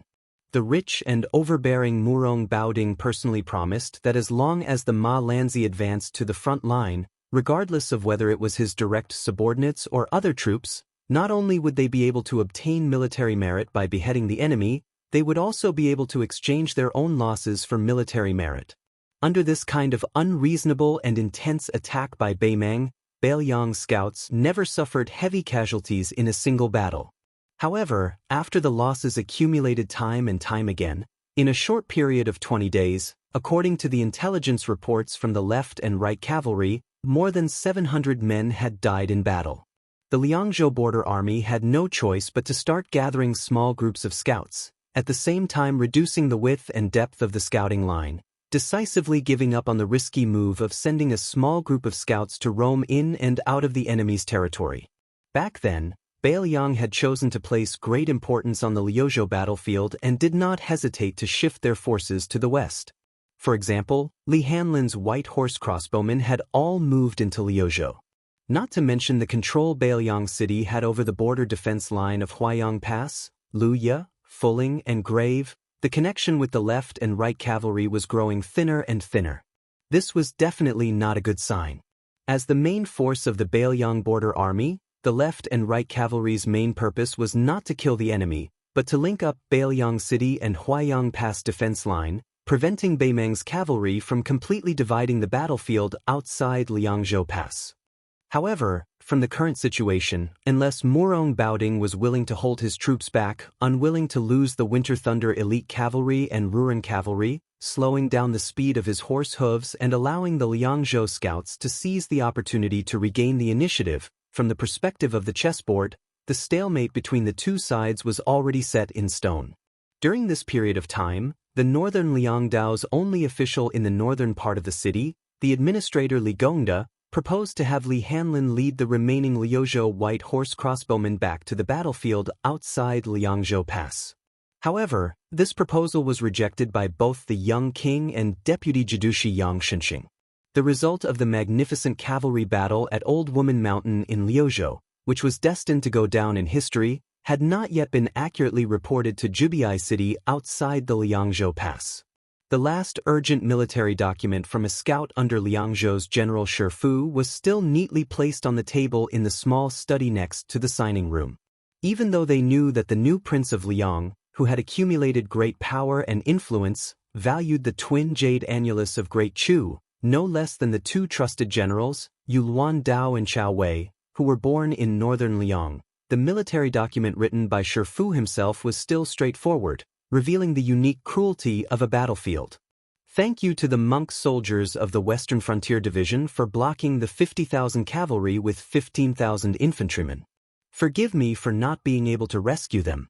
I will only follow the established plan to block the remaining Southern Dynasty's cavalry from going south. Joining forces with Ningame's 4,000 iron stupas, we will definitely block the Yellow Song's Pu tribe's main force from retreating north. Whether Bailiang's monk soldiers and Lantua Mountain's monk soldiers live or die, my Qingyuan army can't help. In fact, the true ruthlessness of the battlefield lay in Shifu's words. Even if my stone talisman army can rush to the corridor battlefield in time, as long as Bailiang's infantrymen still have the strength to block the Southern Dynasty's main force, then the Qingyuan army's cavalry will stop far away and choose not to rescue them. This was to prevent the Southern Dynasty's main force from giving up on rescuing Old Woman Mountain and decisively fleeing north, returning to the Southern Dynasty's main force. The young king did not summon the generals to discuss this matter in the conference hall. He did not even instruct the stone talisman to send it directly to the study room to browse and circulate. That evening, Su Fengyan sat quietly in the study room for a while and then wrote a letter to Liangzhou's general Shifu. The content of the letter was concise and comprehensive. It roughly talked about the follow-up of the corridor battlefield. Shifu, since you are a general of a province, you should act according to your discretion. There is no need to report everything to Bailiang City. When the young king finally stamped the King of Bailiang official seal on the large blank space of the letter, the counselor in green took the letter and hurriedly left. The young king sat alone in the study room and was silent for a long time. The night was as cold as water. The mansion in Bailiang City was still brightly lit. The sound of footsteps was like a drum, incessant. They were already used to it. Su Fengyan was in his study, staring at two maps of the situation on the table with Crone Mountain and Huayang Pass as the main focus. He suddenly raised his head and saw Yang Xianxia, Great Ancestor Gu, and Bai Yu walking over together. His expression was extremely solemn. Great Ancestor Gu said with a hoarse voice, "We've just received news that Murong Baoding personally led the Winter Thunder Elite Cavalry and the Ruran Cavalry, each with a force of 20,000. Together with the 30,000 reinforcements from Wang Yong, the abbot of Aquarius State, they attacked Lu Diyuan's left cavalry of 24,000. Zhou Kong and Li Yanchao couldn't rescue them in time." Yang Xianxia said bitterly, "From the looks of it, the 10,000 Ruran cavalry that fought with Li Yanchao of the right cavalry was just a bait. The remaining 20,000 Ruran cavalry had already joined up with Murong Baoding's direct troops and were heading straight for the left cavalry. The so-called splitting of the troops into two directions, with the 30,000 Ruran cavalry attacking the right cavalry of Liang province, and Murong Baoding staying in the 20,000 infantry camp without moving, was all a pretense. In fact, the 20,000 infantry were pretending to be the Ruran cavalry, and in the end, they joined forces with Wang Yong to attack the left cavalry." Su Fengyan's face turned slightly pale. He muttered softly, 20,000 Winter Thunder Elite Cavalry, 20,000 Ruran Cavalry, and 30,000 Aquarius Elite Cavalry, a total of 70,000 Beimang First-Class Cavalry. Yang Xianxia was about to speak when Bai Yu tugged at the sleeve of this veteran general, signaling him not to speak for the time being. The young vassal king who was sitting upright behind the desk slowly raised his head and asked, "How are the casualties of the Beimang barbarians?"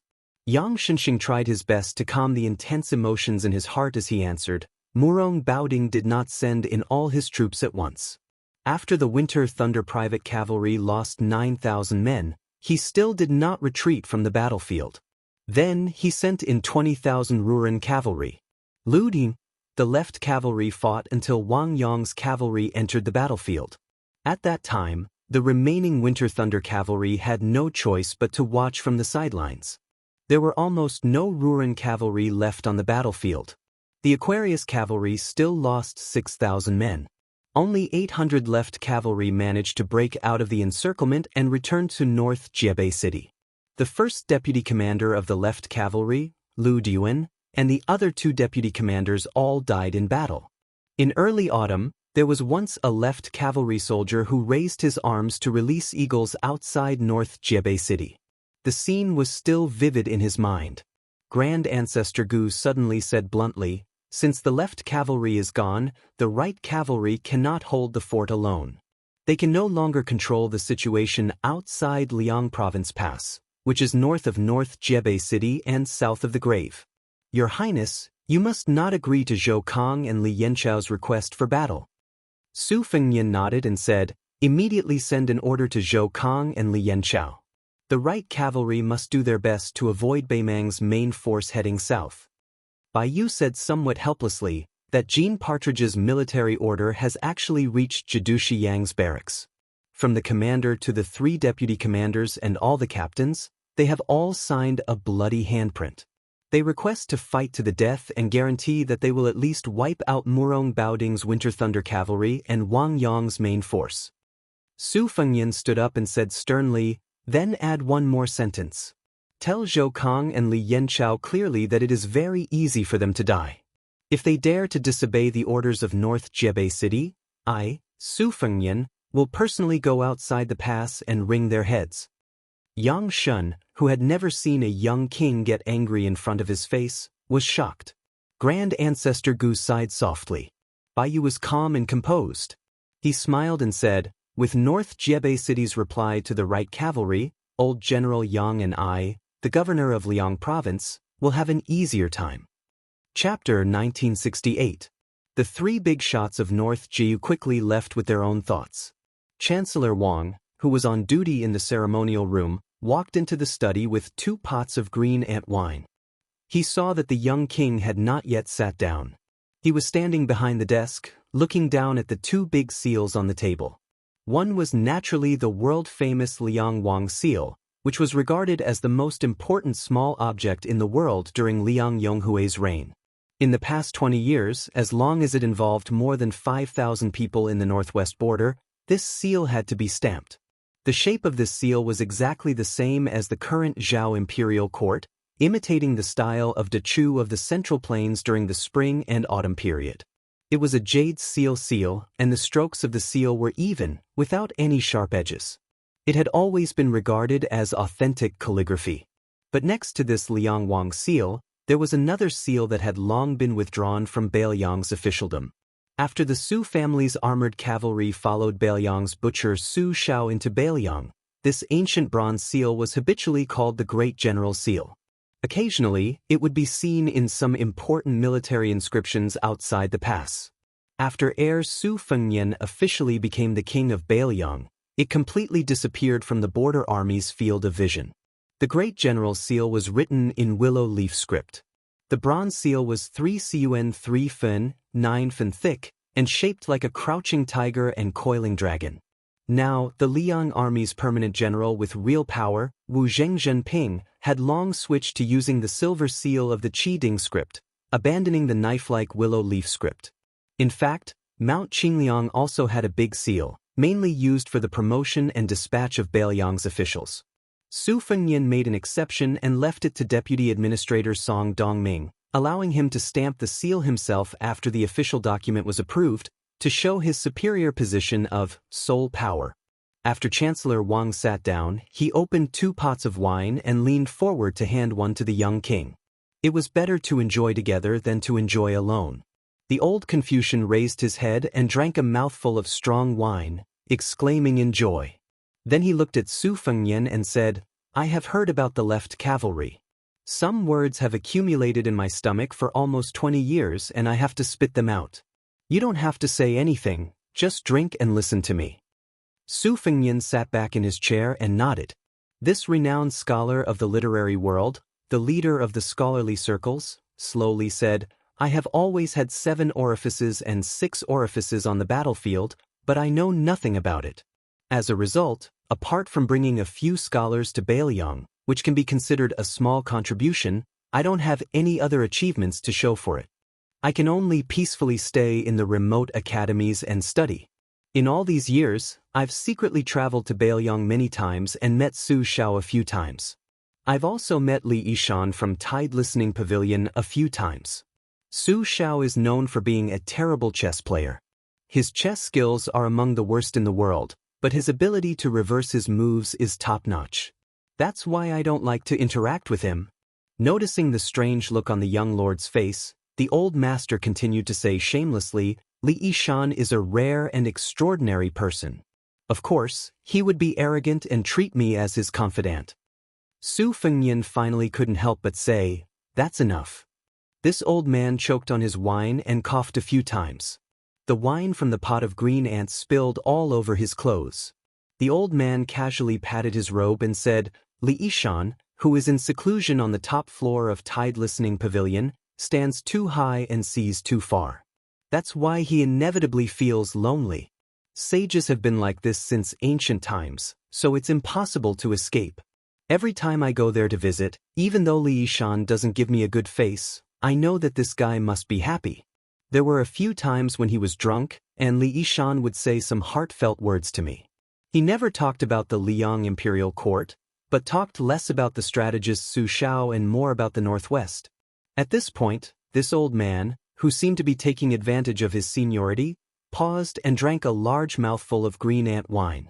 He first stuffed it in his mouth, and then suddenly raised his neck and poured it into his stomach. His old body couldn't help but tremble. His weathered cheeks turned red. He continued, "As for the strategizing of the literati and the military strategy of the scholars, I don't accept Bin Shi of Liang, nor Nailan Yusi of Nanjiang, or even Huang Longsher.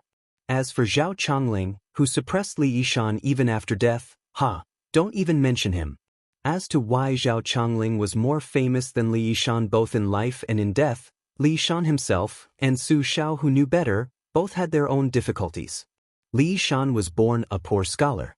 Zhao Chongling, the grandson of the Dechu aristocracy, was more or less the Song family jade tree of the present Song Maolin in West Chu. When Zhao Chongling chose to assist the fallen Su Xiao, what was it? 800 servants in a grandiose manner. Can you imagine that? In any case, this old man is not willing to think about it. The more I think, the more envious I am. Su Xiao wants to win over the landowning households in the north and south of the river. Zhao Chongling is an eye-catching flag. Otherwise, would Su Xiao say something like, "The entire army can die in battle, but Mr. Zhao must live?" The old man smiled. Of course, Zhao Chongling is also very capable.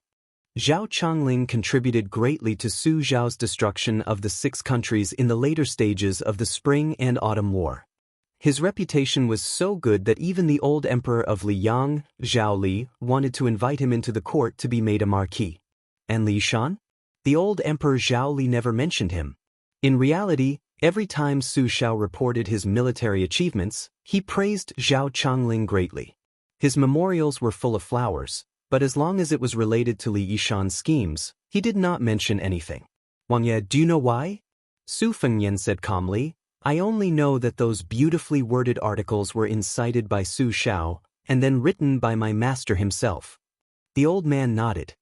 "So, the old emperor and Su Xiao are of one mind. Mr. Zhao, the Liang imperial court can use a hoe to poach people away. That Su Xiao admits defeat. But don't think about the unknown Li Yishan in court. Otherwise, you will be crossing the line. Su Xiao may really start a rebellion." Su Fengnian smiled and said, "Starting a rebellion is an exaggeration. My master was the first to oppose it." The old man snorted and glared. "Give an example. Do you not understand?" Su Fengnian finally picked up the fragrant green ant wine and took a sip. "Old mister, please continue to give pointers." The old man suddenly asked, "What did I want to say at the beginning?" Su Fengnian put down the wine jug. "You two often talk about the Northwest." The old man suddenly understood. Yes. Li Yishan once told me a secret after he was drunk. He said that if Bai Liang wanted to defeat Bai Mang in the worst-case scenario, they had to create a situation first. The old man stopped halfway through his deliberately mystifying speech. He narrowed his eyes and smiled. Out of the corner of his eye, he looked at the many objects on the desk. When the old man's gaze stopped on the seal of Prince Fengliang, Su Fengnian smiled and asked, "Even if I was willing to give it to you, would you dare to accept it?" The old man's gaze shifted slightly to the bronze seal of the general, which now only had symbolic meaning. Su Fengnian glared at him angrily and said rudely, "Don't even think about it." The old man who originally wanted to take advantage of the situation was reluctant to part with it. He muttered regretfully, "That kind of willow leaf script that contains the style of the frontier fortress of Dafeng is not commonly seen." Then the old man raised his chin and saw the white jade seed material beside the young king's jug of green ant wine. His eyes lit up. This poor new Prince Fangliang actually left behind something that was worth a little bit of silver? Su Fengnian put away the seed material and sneered. If Mr. Wang has the ability to snatch it away, then don't dream about it. The old man curled his lips. With Chancellor Wang's martial arts aptitude, even if he gave the old man 1,000 years of martial arts cultivation, it would still be useless to snatch something from a martial arts grandmaster. No young man would bully an old man like him. Su Fengnian gently held the white jade seed material and said straightforwardly, "Actually, I can guess what Master said. The only chance for us Bailiang cavalry to win against Beimang is to first exhaust Beimang's top-class border army and grassland elite private army. Then even if Beimang exhausted its national strength, it would still be able to support the third great battle of Liangmang. However, at that time, Beimang's hundreds of thousands of cavalry, compared to Lu Jinu who was guarding Hudu town, and compared to me who is guarding Jubiai town, the Beimang cavalry that we are facing is actually just an embroidered pillow that looks good but is useless. From Dongzhuo's private cavalry in the first great battle of Liangmang, to Yang Yuanzhan's direct cavalry in the mouth of the calabash, to Lu Gui's trusted cavalry, to the Chang cavalry in the second great battle, to the Ruan cavalry of Hong Jingyan and Murong Baoding's Winter Thunder elite cavalry, to the 20,000 cavalry of the Huangsong Puzhong army in Liuzhou, the cavalry of the Wanyan family in Longguan, and so on. They are all on this list. Su Fengnian said calmly, for example, as long as we take down the Battle of Old Woman Mountain in Liuzhou, not only will we lose all of Gusai Prefecture's border army elites, we will also lose half of the southern dynasty. This is the potential advantage that the first great battle of Liangmang brought to Bailiang. The old man asked doubtfully, "You mean to say that Beimang's peace order plan has a fatal flaw?" Su Fengnian shook his head and said, "You are only half right." The old man was confused and almost wanted to scratch his ears and cheeks.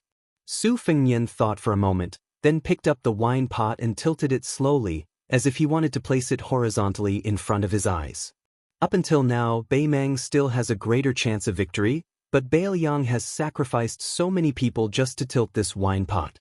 When the time comes, the more powerful Beimang is, the more intense the collapse will be. The wine pot tilted more and more, and just as the wine was about to spill out of the pot, Su Fengnian gently put it back on the table. Su Fengnian suddenly said without reason, "Now I'm afraid that the old madam and the magistrate of Taiping are willing to throw away the broken jar. Not only the West capital, but also half of the southern dynasty. They are determined to break into North resisting city." The old man's face was pale. He asked tentatively, "Beimang won't be so crazy and decisive, right?" Su Fengnian looked at the night sky outside the window and said, "God knows." The old man only thought that the young king said it casually, but he didn't know that the words, "God knows," were exactly the literal meaning.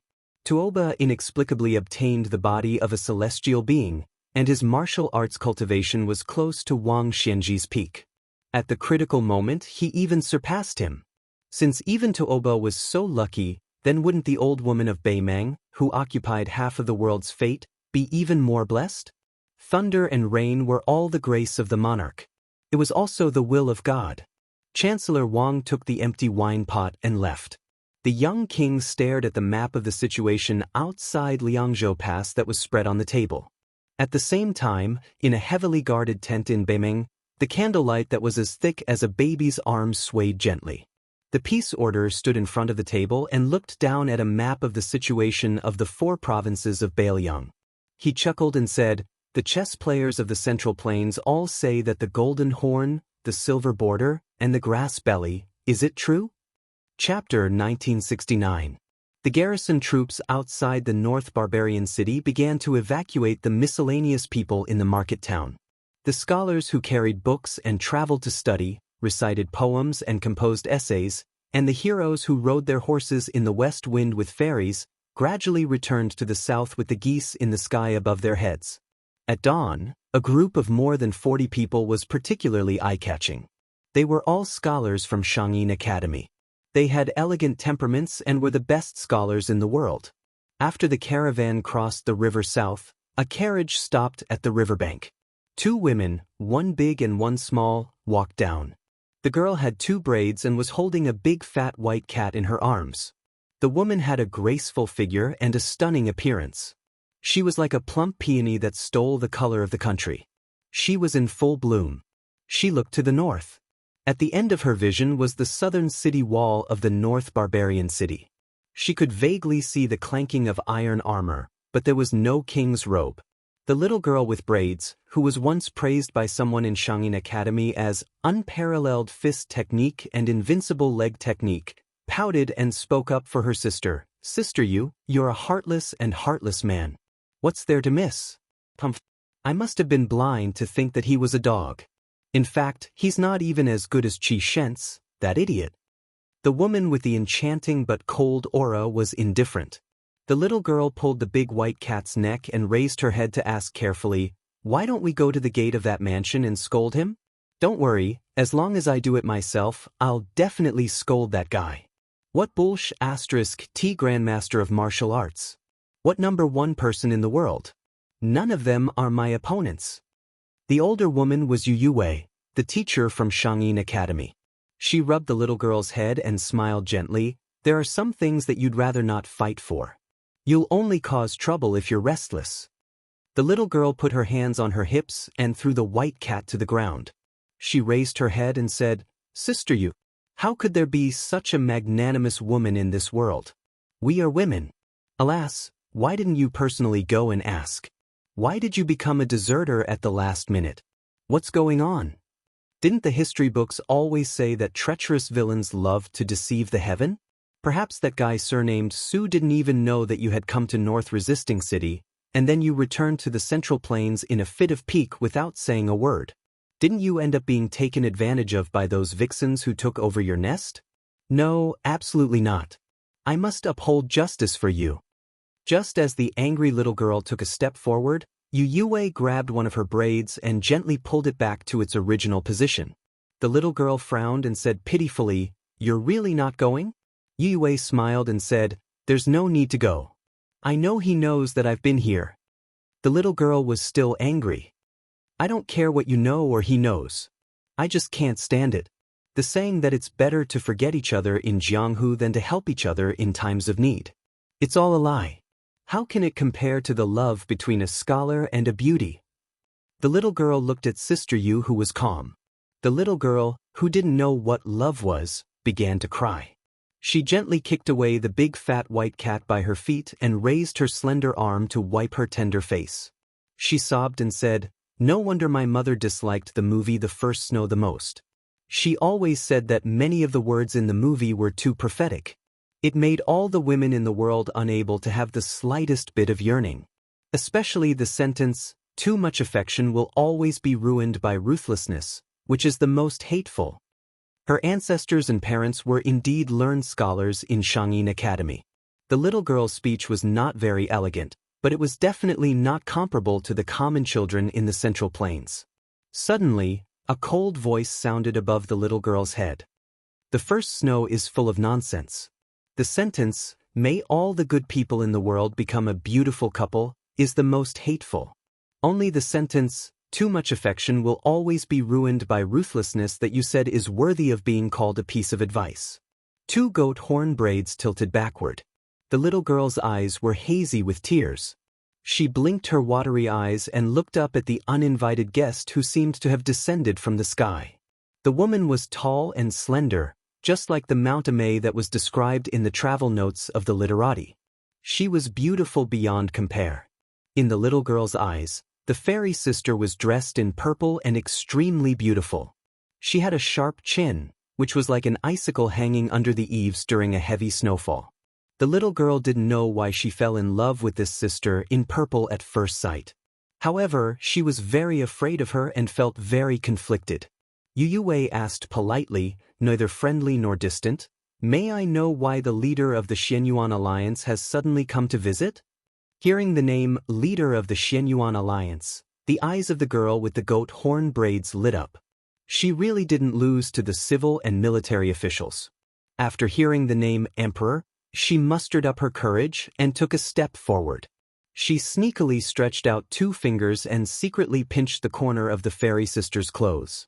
Then she turned around and said with a face full of joy, Sister Yu, the purple clothes on her must be like the rumors in Jianghu. They are made from the silk spat out by the ice silkworms on the peak of Mount Kunlun, the ancestor of the dragon bloodline. They are smooth and soft and very comfortable to touch.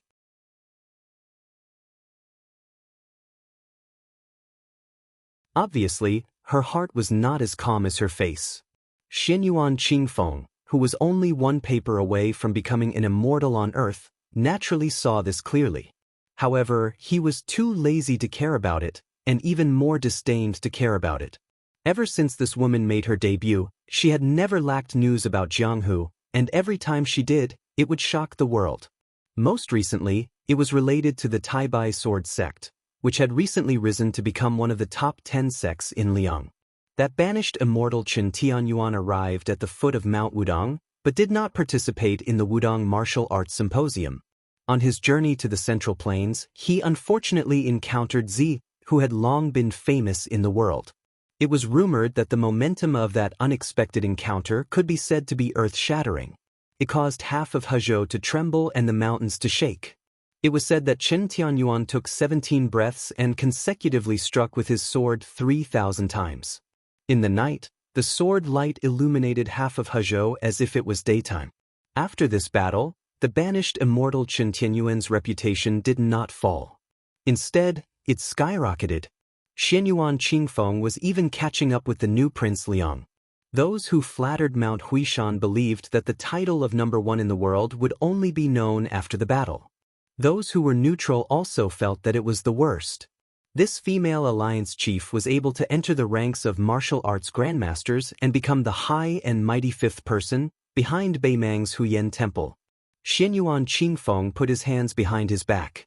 Together with Yu Yue, he looked to the north toward the majestic border city that had yet to be completed. The northwest sky was high and the wind was strong. The 2 women's sleeves fluttered in the wind. Xianyuan Qingfeng looked to the front and suddenly sneered. That Su fellow is willing to let such a magnificent scene slip by? Yu Yue only felt that it was shrouded in fog. She did not know what Mount Huishan Zi was planning.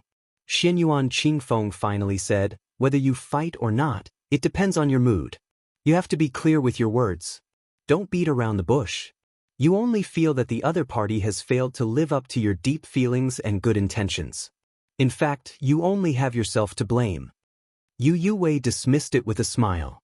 When Xianyuan Qingfeng's figure flashed and disappeared, this Mr. Ji Shang of Shangyin Academy muttered to himself, You are not me, and I am not you. A purple rainbow fell into North Jiebei City. The little girl with ponytails, who had picked up the big white cat again, looked to the sky. Her eyes were dazzled. She clicked her tongue in wonder and said, So domineering, so powerful. When I grow up, I want to be like this too. When Yu Yue got on the car and leaned over, she finally realized what Xianyuan Qingfeng meant by the magnificent scene. She smiled helplessly. Chapter 1970. She remembered that in the past there was a prodigal son who joked that if he lowered his head to look, he would not be able to see the tip of his feet. Now that Yu Yue remembered it, she did not think it was ridiculous or funny. Instead, she felt a little bitter. These words, even if she stopped him in the past, he would have said it. Now that she asked him to say it, she was afraid he was not in the mood to say it. It was unknown when it started, but in the mansion of the vassal king, many high-ranking officials, especially the military counselor, would jog around the outside of the walls of the vassal king's mansion 3 times every morning, and then they would practice boxing together on the open space in front of the conference hall and the 6th department's wing room. It was said that the boxing style was created by the previous Wudong cult leader Hong Shixiang. After the young vassal king's deletion and integration, it was simplified from the orthodox 108 styles of the big frame of Wudong Mountain to the small frame of 36 styles practiced by the people of the vassal king's mansion. The essence was still there, and it reduced a lot of the cumbersome postures that were not easy for the ordinary people at the foot of the mountain to perform. The movements alternated between fast and slow, like moving clouds and flowing water, which was most suitable for stretching the muscles and bones, consolidating the foundation, and nourishing the qi. Over time, led by Chancellor Wang of the ceremonial chamber and Song Changsui of the workshop, they took the initiative to participate in the morning running and practicing boxing together with the officials of the vassal king's mansion. Bai Yu of the household chamber, because of his weak eyesight, would also stand under the eaves of the wing room every day, smiling and squinting his eyes at each other. Because the official Li, the administrator, personally led the official Li, was a group of dragons without a leader, Li Gongda developed the habit of going to the top of the city wall every day before dawn. Li Gongda, as the role model of the older generation of civil officials in Beiliang, although he could sit on the sand pile and chat with the bumpkin craftsmen who built the city, he was unwilling to mingle with a bunch of younger generation in the officialdom. Therefore, naturally he would not mix with them. The officials of the official Li also gave up, and the officials on duty of the military and penal departments did not need to exercise their bodies, so they also did not join in the fun. But even so, the morning of the vassal king's mansion already gave people a kind of lively atmosphere. Today, the young vassal king accompanied Mr. White Lotus to stand at the top of the stairs, watching more than 200 people practicing boxing together. Among them was the pair of Lu Chengsong and Lu Qingqing. Lu Qingqing did not follow the head of the family Lu Dongjiang back to Guanyi Lingzhou, but instead stayed in North Jiyu, to become a temporary rank to rank. The leader of the martial artist mansion was Wudong Jinren Yu Xingrui, who had just entered to the city to be to the Guanyi Lingzhou, to be. The three grandmasters leisurely practicing boxing together in the open space of the vassal king's mansion. Perhaps it was not an exaggeration to say that it was an unprecedented grand occasion. Bai Yu, who stood side by side with the young vassal king, looked straight ahead and said with a smile, "Your Highness, in addition to the three in front of you, according to the intelligence of the torture chamber, the three grandmasters of Nanjiang, Mao Shulang, Cheng Baishuang and Ji Lu, and are also on their way to North Jiyu. It seems that the number one master of Nanzhao, Wei Miao, did not follow his wife back to her hometown after leaving the mountain. Most likely, they are also coming to North Jiyu. Although the blind Shishuguqin master, Xue Songguan, is missing, but Han Laoshan also sent a secret message to Laziku at the border of Lingzhou. This woman also did not follow the former crown prince of Western Shu, Su Su, to the south. As for the likes of Jin Qiudao Manor Master Tong Shangquan and the Snow House Spear Saintly Chongho, there are also more than a handful of people coming here to join in the fun. Your Highness, are you planning to hold a new martial arts assembly for the head of the Huishan family in Great Snow Plateau? Su Fengyan shook his head and said, "After joining in the fun, everyone will go back home. What else can I do? Can I persuade these martial arts grandmasters to go to the battlefield to kill the barbarians? Didn't your junior brother, Xianxia, say that he will go to the Earth Lung Mountain immediately? Moreover, killing enemies on the battlefield has nothing to do with Jianghu."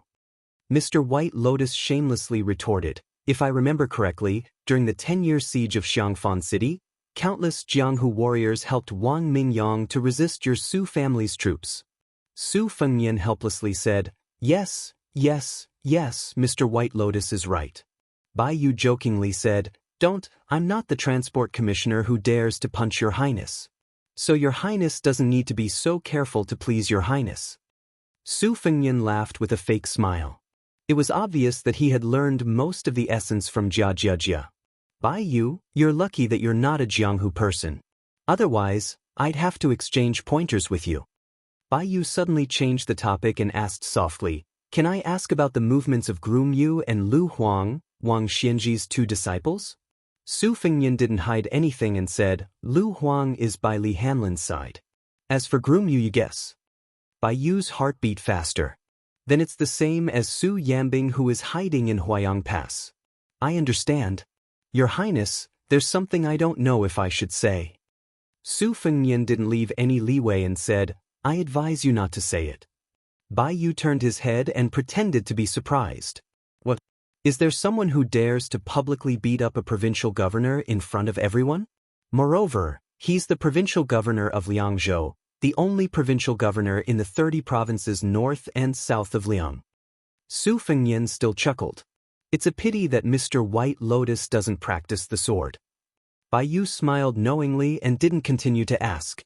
He originally wanted to ask if Xie Shibian, even though he had groomed you by his side, had still died in battle in that corridor, then Su Fengnian, the king of Bailiang, wouldn't have a grudge against the general of Liuzhou, Ko Jianghuai. After all, Bai Yu, Yang Shenxing, and Ko Jianghuai were all people on the same mountain. Just like how the deputy administrator Song Dongming had a close relationship with Wang Linquan, nicknamed Bailiang's god of fortune. It was also like how Chen Shiliang and Yang Guangdou had a close relationship with the Liuzhou army, while Su Beiji was friendly with Han Laoshan of Lingzhou and Huang Fuji of Yuzhou. The process was different, but the result was the same. Gentlemen made friends, not parties. Scholars gathered together to form a forest. That was just an elegant way of saying that scholars paid more attention to. How about Zhang Julu as an official? He was almost flawless and close to a saint. However, beside him was Tantanon and Huan Wen. Behind him was Zhao Yuling, Wang Xiongui, Yin Maochun, Yuan Gua, and Han Lin, who were important officials from Yonghui Spring. 30 years of cultivation on the mountain. In the end, it was just cultivating the heart. After Bai Yu left the mountain to become an official, he saw things more clearly than many of the old foxes who had been in the officialdom for decades. That set of Wudong fist techniques, even if an outsider used it, would still be pleasing to the eye. Bai Yu sighed. If one could change to a Taoist breathing technique, whether it was the entry chant of the Taoist temple of Longhu Mountain, the Song of Returning to the Truth, or the Heart Sutra of Wudong Mountain's Jade Pillar Peak, it would allow one's body and spirit to merge, both on the outside and inside. Not to mention how to prolong one's life, it can always cure diseases and strengthen the body. Su Fengnian nodded. If you and I have a chance in the future, you should take the lead to promote your position as the provincial governor of Liangzhou. I will help you say hello to Wudong Mountain. Bai Yu suddenly felt a gust of wind blow from the side. Before seeing the face, he heard the voice. The voice was cold, like the winter snow. Wudong Mountain's Jade Pillar Heart Sutra is hard to say. Can Longhu Mountain's Song of Returning to the Truth be taken out? Even Mount Huishan's last guest elder disdains it. Bai Yu looked hard and saw a slightly blurry face. However, the dazzling bright purple color confirmed it. Bai Yu immediately smiled bitterly and kept quiet out of fear. Mr. White Lotus was rarely afraid of anyone. For example, he was not afraid of Su Fengnian at all. This young vassal king seemed to be incomparably arrogant, but in fact he was the most reasonable when facing people who were willing to be reasonable. However, Bai Yu also knew that there were many strange things in this world. There were indeed a small group of people who completely did not like to be reasonable. Coincidentally, the woman beside Bai Yu belonged to this small group of people. She was the most unreasonable one. Every time they exchanged letters, Zhao Ningxian, the current leader of the Dragon Tiger Mountain, who lived in seclusion in the Earth Lung Mountain, the first blessed enclave of Taoism, would complain in the letter about how arrogant and rude the young woman surnamed Xianyuan of Mount Hui was. To be able to make Zhao Ningxian, a Taoist priest who was easy to talk to, comment like this, Mount Huishanzi could be considered as a heavenly unreasonable person. After Mount Huishan's reputation soared, first of all, Mount Longhu's pilgrims were not allowed to go up the mountain to burn incense on the 1st and 15th day of the lunar month. Second of all Taoists surnamed Zhao of Mount Longhu were not allowed to come within 10 miles of Mount Huishan. Third of all, no Taoist priest of Mount Huishan was allowed to enter her site. In addition to these 3 prohibitions, she also let people swagger away dozens of ancient trees that were at least 300 years old from Mount Longhu. Among them, there were 4 osmanthus trees and 3 ancient cypresses. After that, she did not forget to let people leave a bag of broken silver, which was less than 10 taels of silver at most. If she was in a bad mood or bored to death, she would even throw a few large objects at Mount Longhu for no apparent reason. Although she didn't hurt anyone, every now and then, a huge object would fly over her head, smashing a huge hole in the ground. As a cultivator, who would be able to endure the peace and quiet on the mountain? However, Bai Yu was even more well aware that the most painful part of Zhao Ningxian's complaint was the sloppiness in the depths of the heart of the young leader of Longhu Mountain. Yearning had long been raised, but there was no place to settle. A cultivator had a sword of wisdom in his hand, and the threads of love were easy to cut. Unfortunately, some people were unwilling to cut. Mount Huishan's Taoist master mansion was too close to Mount Huishan's great snow plateau. Only Mount Huishan was neither far nor near. He was just right. Why did Zhao Ningxin, who was known for his good fortune and was known to be ancient since childhood, have to be so difficult to the new Prince Liang? Was it only because of the previous generation's grievances? Was it only because Su Xiao led the army to trample Mount Longhu? Of course not. At this time, when Baiyu thought of the young leader of Mount Huishan's sorrow and helplessness, he could not help but feel a little sad. After hesitating for a moment, he looked at the woman and finally could not help but directly say, "Leader Xianyuan, do you know Zhao Ningxin?" Chapter 1971. Xianyuan Qingfeng's expression was indifferent as he interrupted Mr. White Lotus and sneered, "You want to say that he likes me? I've known for a long time. I'll have to trouble Mr. White Lotus to pass a message to this guy hiding in Earth Lung Mountain. Tell him to come talk to me face to face if he has the ability. Then I'll let him know how the word regret is written." The young vassal king who had a grudge with the chief of Mount Longhu didn't hide his unperturbed expression at all. If there was a desk in front of him, he would probably slap the desk and shout, "Amazing." Baiyu face-bombed and remained silent. After today's incident, Mr. White Lotus wouldn't dare to be frank with Zhao Ningxin in the letter even if he was beaten to death. Xianyuan Qingfeng frowned and asked, "You're just a little provincial governor. Is it really appropriate for you to stand side by side with a vassal king?" Perhaps everything had its vanquishing factor. Baiyu took a deep breath and turned to leave. He sighed deeply, probably lamenting that public morals were deteriorating day by day and that women were as fierce as tigers. Su Fengnian turned around and looked at the young girl who was sitting on the edge of the roof with her legs crossed. He winked at her and signaled with his eyes. Hee, the girl only chuckled. Compared to Su Fengnian's gloating over Zhao Ningxin's misfortune, she was clearly gloating even more.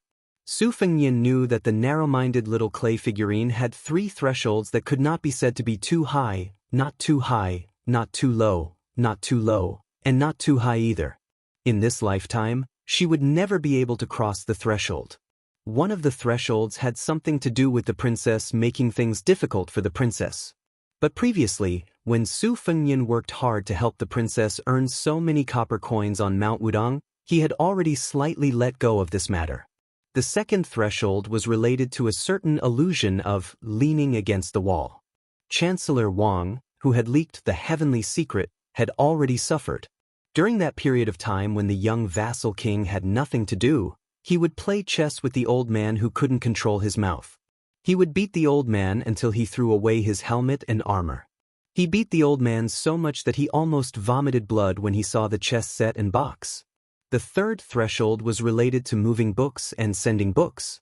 All these years, the little clay figurine had always felt that the most difficult thing in the world was moving books like moving a mountain. However, a certain someone actually sent large boxes of secret manuals to the great snow plains of Mount Hui. Just now, Su Fengnian had already accepted his fate when Su Fengnian barged into the north-resisting city. Presumably, Jiang and I had already been alerted. It was already fortunate that he did not see the flying sword kill anyone. Su Fengnian's attempt to bribe Jia was nothing more than a last-ditch struggle. Xianyuan Qingfeng turned a blind eye to this and stood proudly at the top of the stone steps. Of course, she knew that there was a West Chu girl named Jiang and I in this manner. She asked softly, "How do you think one is doing now?" Su Fengnian was stunned for a moment and was silent for a moment. "I think about it occasionally, but I don't dare to think too much about it." She added, "If there's a chance in the future, the 3 of us can get together? Back then, I didn't beat him up hard enough. It's a pity." Su Fengnian grinned. "All right, but I'll say this first. When the time comes, I'll definitely stop you." She narrowed her eyes slightly and raised her chin slightly.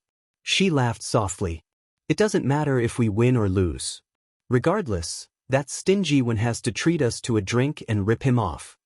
Su Fengnian nodded. "I definitely won't stop you." Xianyuan Qingfeng looked around. "I'll just find a place to stay. When I want to return to the Central Plains, you don't have to send me off." I reckon you won't be able to take care of me then. When I get back, I'll help you find that one guy first. No matter how big the Jianghu is, it's still mine. Su Fengnian said softly, thanks. Xianyuan Qingfeng dismissed it with a smile and disappeared. She came and went without a trace, like a swan goose stepping on snow. Her figure appeared below the northern wall of North Resisting City, and she walked slowly. May all the lovers in the world be together. She had said this to another girl before, and it was the most hateful sentence. However, she had never said it, and it was also the most hopeful sentence. Su Fengnian stood silently where he was. When he came back to his senses, he realized that everyone in the square was looking at him with different expressions. Even the sword grandmaster Chai Qingshan was whispering to the Wudong Yu Xingrui, and his eyes were especially obscure and playful. Su Fengnian could do nothing about it, and he didn't want to explain further. It was tantamount to giving away 300 taels of silver here. When Su Fengnian arrived at the front yard of the second hall, he saw Deputy Provincial Governor Yang Shenxing standing beside a one-armed old man with white eyebrows, white hair, and white clothes. Su Fengnian glanced at the old man who looked more sage-like than a Taoist immortal hanging on a statue. He was also very distressed. Sui Shigu, last time at Mount Qingliang, I've already let you eat 3 famous swords in one go, including the Thunder of Thousand Gullies. Even if this North Resisting City is turned upside down, there won't be any swords to your liking. Take it that I'm begging you, don't make trouble. The ancestor of Eating Sword, whose long white eyebrows almost reached his knees, twitched the corner of his mouth and sneered. How could you not know that this old man has been coveting the 2 swords of Fuji and Shudao in Tide Listening Pavilion for a long time? This old man is heading north this time because he wants to make a deal with you. This old man will help you kill 2,000 Beimang barbarians outside the pass, at least 2,000 of them. In return, you will give the 2 swords of Fuji and Shudao to this old man. What do you think? Su Fengnian flatly refused. I've said it before. My second sister has been in love with those 2 swords since she was young. She couldn't even bear to take them out of Tide Listening Pavilion. That's why she brought the Red Stallion to Shangyin Academy to study. Even if I'm willing to exchange the 2 swords, do you think I dare? Sui Shigu mocked. Indeed. Even if I lend Su Fengnian 100 times more courage, he wouldn't dare. Su Fengnian walked closer and said in a low voice, although the 2 swords of Fuji and Shudao are among the top 10 swords in the world, there are still 8 other swords in the Central Plains. I'll get you swords that are not inferior to these 2 swords. What do you think? Sui Shigu sneered. It's hard to say if you'll live past the end of this autumn. Where do you get the confidence to help this old man get swords from the Central Plains to Beiliang? Su Fengnian naturally put his arm around Sui Shigu's shoulder and said, that's easy. If you can't get 2 swords of the same level as Shudao, I'll use 20 swords that are slightly inferior to them in exchange. Tide Listening Pavilion still has 7 or 8 swords left. If you ask the Fish Dragon Gang in Beiliang to work hard, I'll be able to get 20 swords. What do you think? As long as it involved business, the young king didn't put on airs and didn't care about his face. Sui Shigu shook his shoulder and shook off the young king's arm. Then he stretched out 2 fingers and twisted his snow-white eyebrows. He narrowed his eyes and pondered, weighing the pros and cons Su Fengnian struck while the iron was hot. He said, Senior Xianxia, you see, there are so many grandmasters from the Central Plains in North Resisting City. Later on, there will be more grandmasters coming here. It shouldn't be hard for me to find a chance to ask them for some good swords. In short, I'll make sure you have a few dishes to go with your wine. What kind of friendship do we have? We fought side by side in the past and exchanged our lives with Cat Han Shengxian. We're like old friends. Don't you trust me, Su Fengnian? Sui Shigu stopped at the door of the study and turned to look at the young king. Trust you? Why don't you trust that old woman with the surname Tantai? Su Fengnian gave him a thumbs up. Senior Xianxia, you're indeed a distinguished figure of the same generation as Lu Songtao of Zhulu Mountain. You have guts. Even I don't dare to call Tantai Pingjing old woman. Deputy Provincial Governor Yang couldn't bear to look at them, let alone listen to them. He strode away. Chapter 1972. Sui Xiegu scolded in a low voice. This old man admits defeat. At such a young age, his skin is even thicker than my stomach that is filled with hundreds of famous swords. The young vassal accepted it calmly and smiled. "Senior, you flatter me, you flatter me." After the two entered the study room, Sui Xiegu could not stand the young vassal's pretentious attentiveness. He decisively moved a chair and sat down. This was because he knew that the more attentive this bastard named Su was, the more likely he would suffer in the future. Sui Xiegu restrained his expression and asked, "Is the left cavalry really gone?" Su Fengyan sat behind the desk and nodded. Sui Xiegu frowned. "Is the right cavalry going to join forces with the Great Snow Dragon cavalry to block them, or are we going to let the Beimeng army go straight to North Jiebei City?" Su Fengyan didn't beat around the bush, directly saying, "Even if we don't stop them, we won't be able to stop them. Instead of wasting our main force in a meaningless battle, we might as well just let the northern Mang barbarians pile up corpses outside North Resisting City. As long as we can make it through this autumn and winter, when next spring arrives, especially when spring turns to summer, the northern Mang cavalry's days will become more and more difficult to endure." Sui Xiegu laughed. "You actually want to reduce the pressure on Huayang Pass, Fatty Chu, right?" Su Fengyan did not answer immediately. A look of surprise flashed across his eyes. Jianghu had been around for 100 years, and its age was comparable to the later Sui, which was China's shortest age. The old man's long years of experience should not be underestimated. Sui Xiegu looked around at the simple study that did not have a single piece of furniture on top of the desk.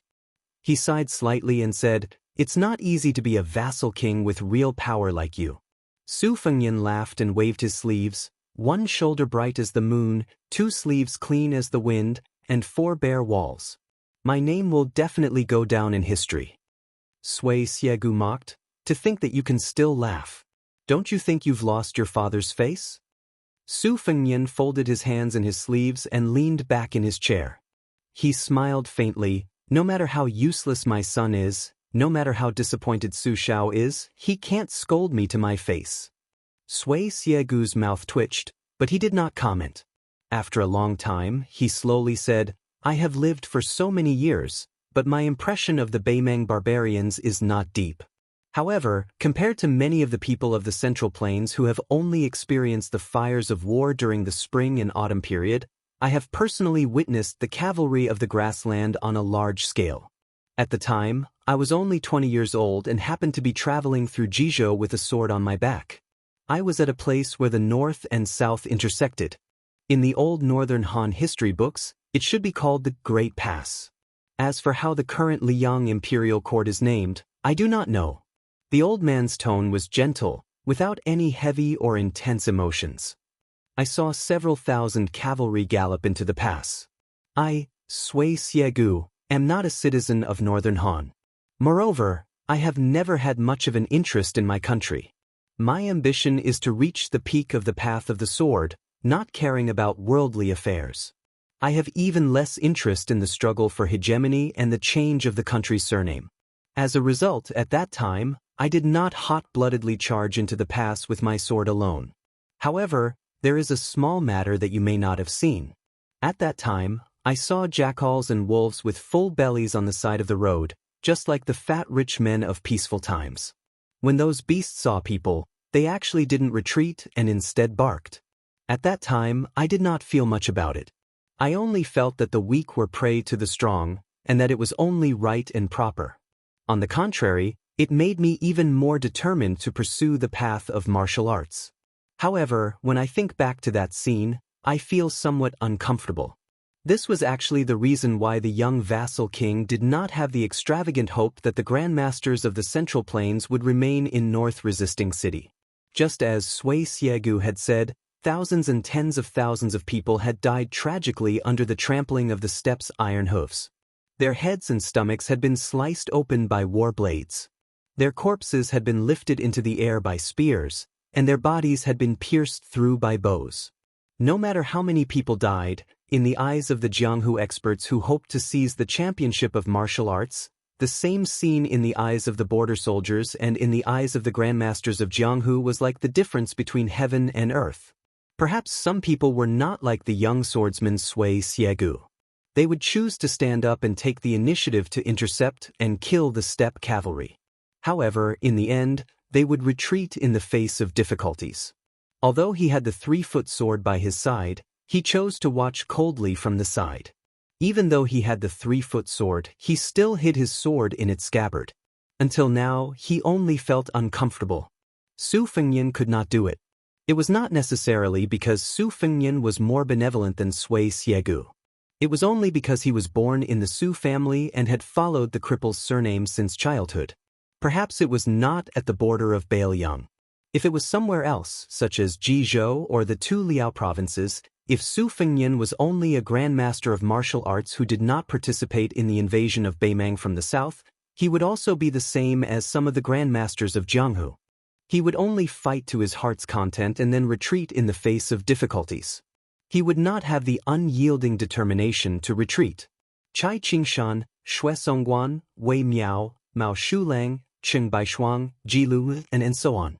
These grandmasters of the Central Plains were already in North Resisting City or were about to enter North Resisting City.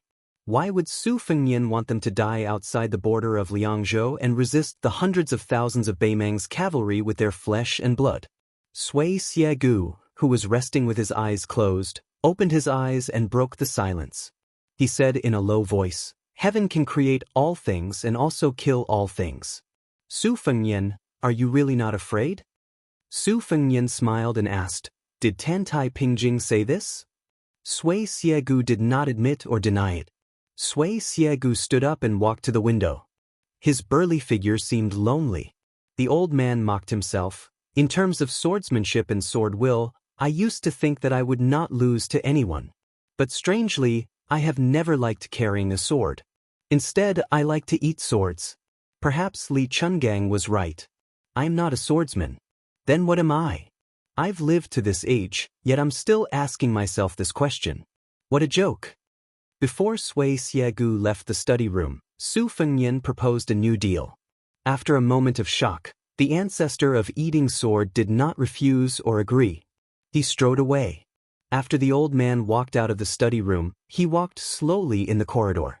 Suddenly, he turned his head and looked at the lush loquat tree in the courtyard. Not long after, the young king also left the study room. He handed a secret letter that he had just written to one of the leaders of the torture room. The two of them walked out of the room together. The young king said with a calm face, "After you hand the letter to him, tell him that if there is such a day, I, Su Fengnian, am begging him to do this." The old spy gritted his teeth and did not say a word. He just nodded vigorously. Then he quickly left the mansion and left North Resisting City. Su Fengnian stood on the steps and quietly looked into the distance. The autumn wind blew silently. Beimang's army was about to arrive at North Resisting City. Someone was preparing for his death. The young king turned around gently and looked up to see He and Su Ying sitting side by side on the roof. He made a face at them. Chapter 1973. Deep into the night, there was a porcelain oil lamp in the upper left corner of the study, imitating the style of the old Western shoe porcelain lamps. The lamp was hidden in the lip orifice and could be filled with water. The young man sat alone behind the table, reading a secret letter that he was already familiar with. He had been to the rich Gangnam-do, where the rich and noble families lived. Their houses were tall and bright, showing a peaceful and prosperous atmosphere. He had also been to the Great Peace City. Every festival, every street in the capital would have lotus lanterns. The lights stretched out and the candlelight was like an army marching in the night. It was the most spectacular sight. He had also seen the twinkling stars in the small town at night, and the lights were still dim.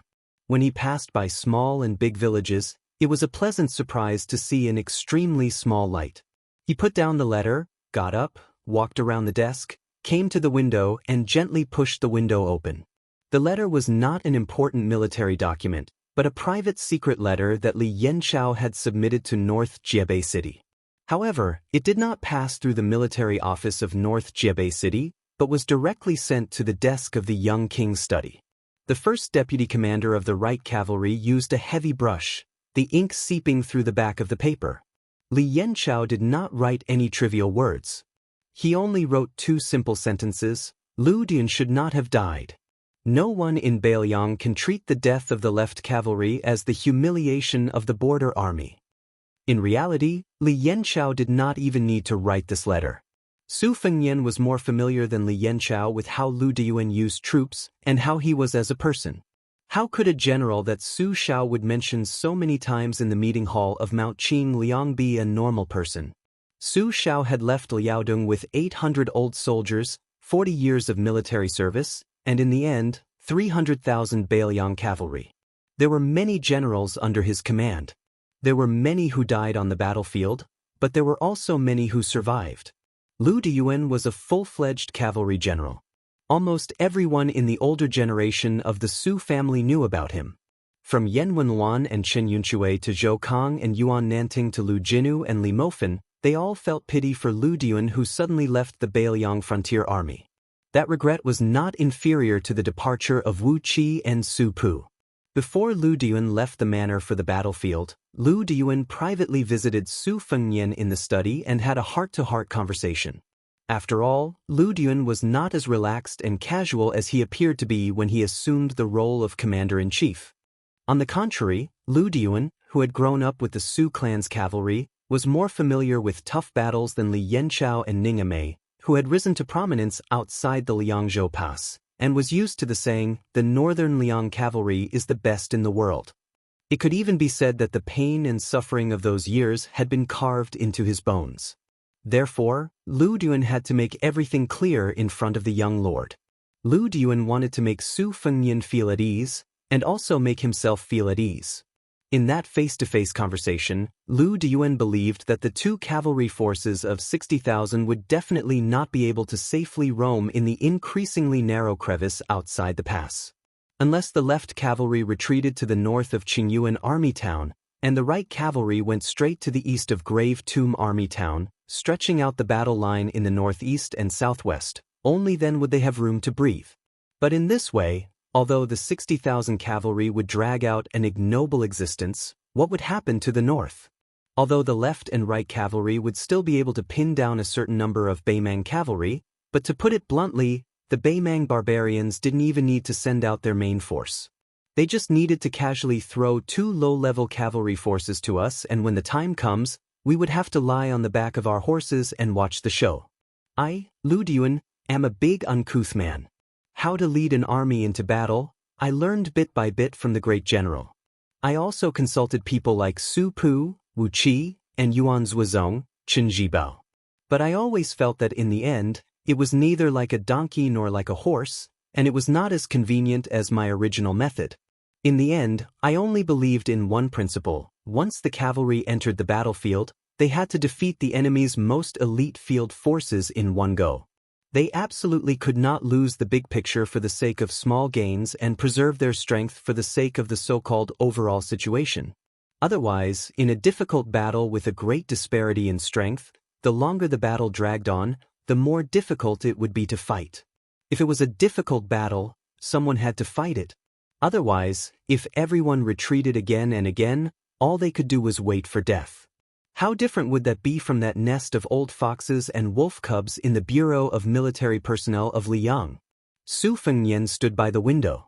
The autumn air filled the room, and the lone lantern was cold. After opening the window, the chill was even heavier. Su Fengnian turned around. Back then, that man had been sitting on the chair in front of the desk. His appearance was ordinary.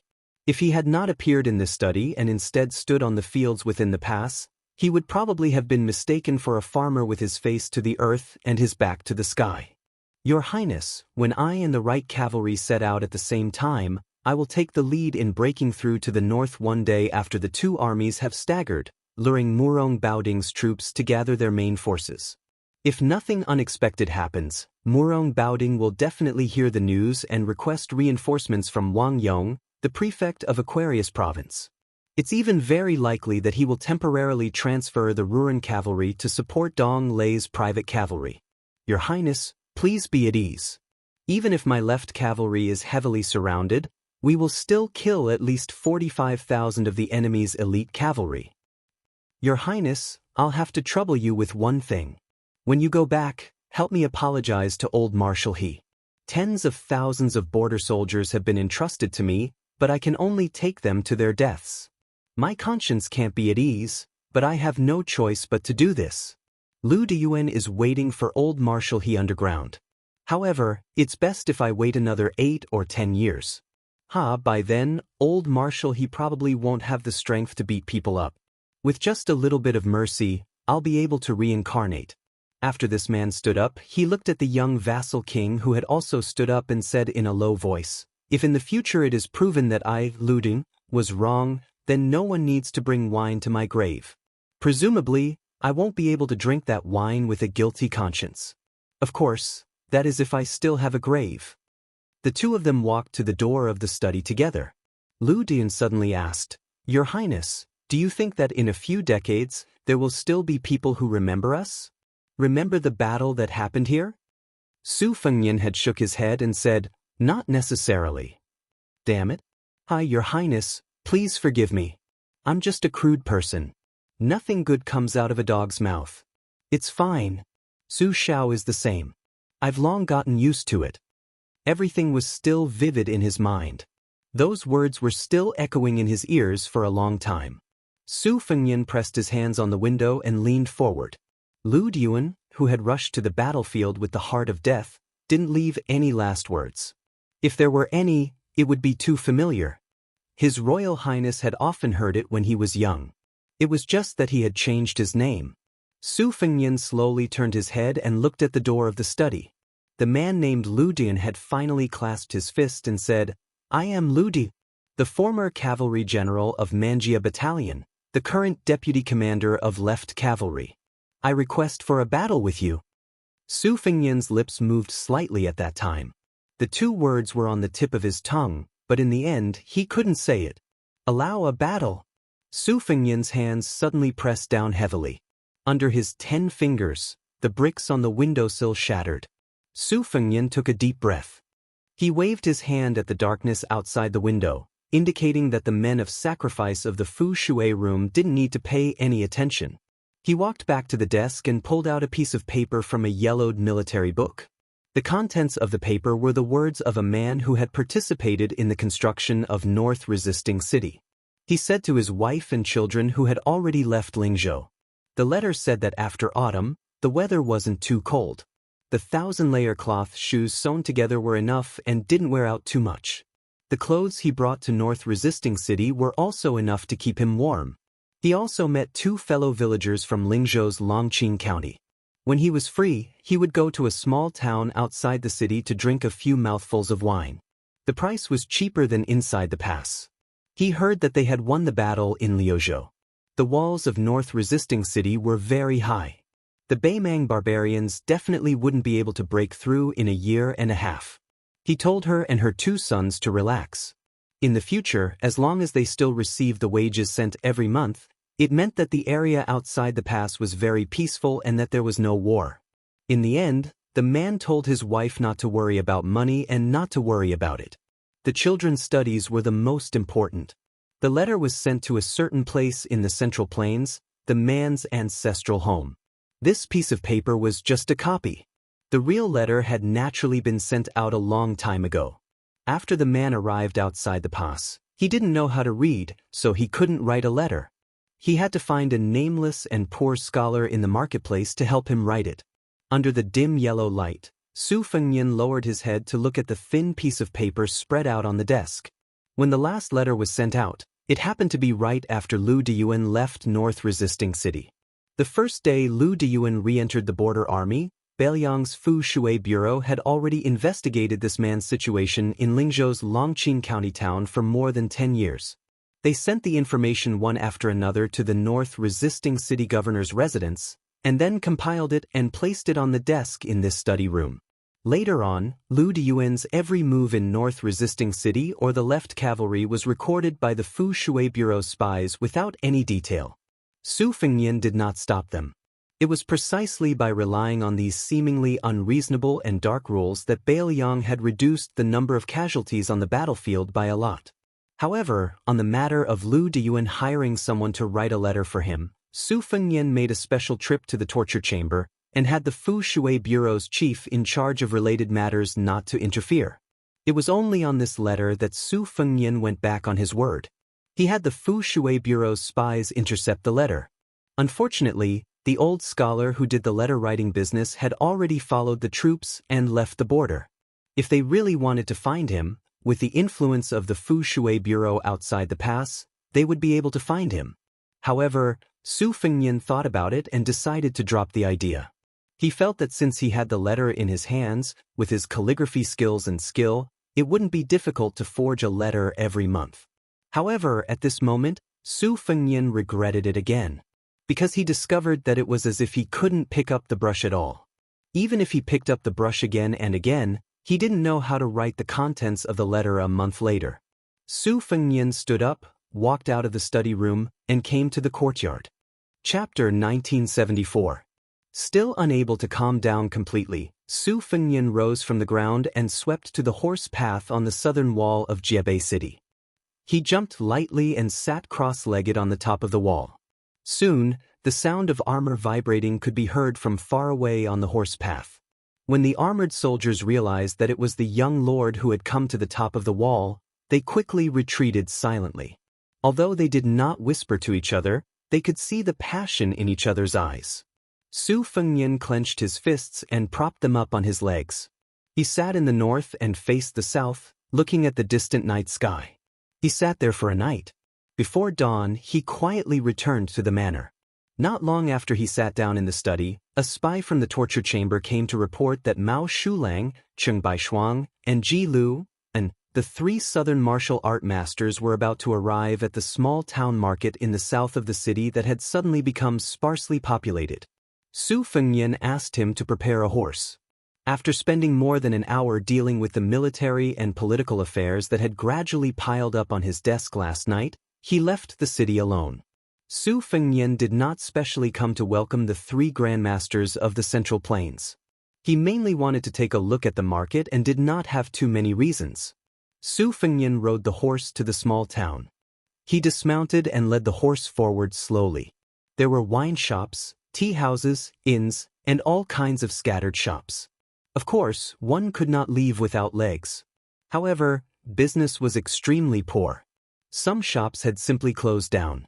This was reasonable. In just half a day, 3,000 to 4,000 people had left. Moreover, a large number of people who participated in the construction of the city had begun to return to their hometowns in batches under the escort of the local garrison.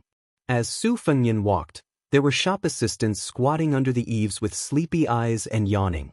The sudden drop in business made them happy to take a break from work. There were merchants who shouted loudly for their servants to move their goods to the south. They looked worried. There were brothel girls who leaned on the railings and looked up at the big red lanterns when they had nothing to do. It was rare for them to wake up so early. There were strong escorts who were escorting rare items from Lingzhou. They only cared about the safety of the goods and did not care about the shopkeeper's frown. At the end of the street, Su Fengnian suddenly saw an old Taoist priest pushing a cart towards the south.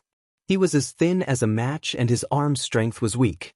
There was a linen poster on his cart that was used to solicit business.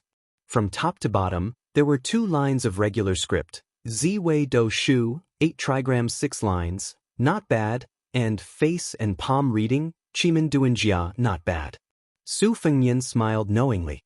This fortune teller was really honest. He led the horse forward quickly and bent down to help push the cart. The old man's Taoist robe that had been washed until it was white was out of place. In any case, Su Fengnian had never seen it before during his travels to Liang and Beimang. This was not strange. Taoist temples that could obtain credentials from the government all had very particular designs for their Taoist robes.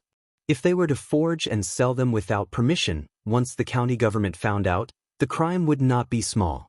Back then, Su Fengnian had rented a Taoist robe when he first traveled to Jianghu. It was also a robe of questionable origin that could not be found.